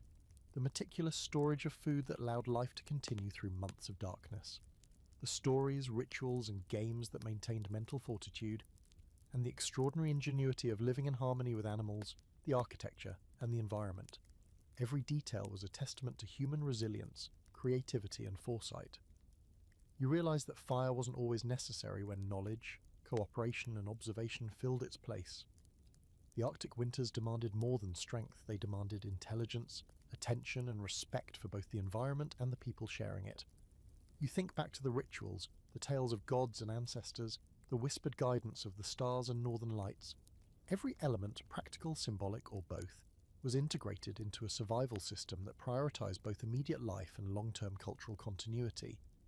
Even the dreams of winter, once terrifying and vivid, now make sense as part of the mental scaffolding the Vikings relied upon to endure prolonged darkness. Magic, story, observation, and work were all interwoven, creating a tapestry that preserved not only life but identity, community, and knowledge. You rise and step outside one last time, inhaling the crisp, warming air. The longhouse behind you feels like a living being, soot-stained walls and timbered beams holding stories of survival, laughter, hardship, and triumph. The snow has softened, the streams carry new energy, and the wind, once a relentless threat, now whispers gently across the thawing landscape. You understand that survival here was not a singular event but a constant engagement with the world. Careful observation, consistent labour, shared responsibility, and the quiet courage to face months of darkness and cold without complaint. As you lie back on your fur one final time, the longhouse hums with the gentle sounds of contented animals, children drifting to sleep and adults winding down their tasks. You feel the pulse of the building, of the community, of life itself, a rhythm that persisted despite the Arctic winter's harshness. The lessons of the cold months are clear. Survival is not merely about warmth or food, but about harmony, preparation, and connection. You close your eyes, the lingering scent of fire, wool, and thawing earth grounding you in this extraordinary experience. The sun dips low, casting long, forgiving shadows across the landscape, and you know that what you've witnessed, the ingenuity, resilience, and enduring spirit of the Vikings, will stay with you long after the Arctic winter has passed.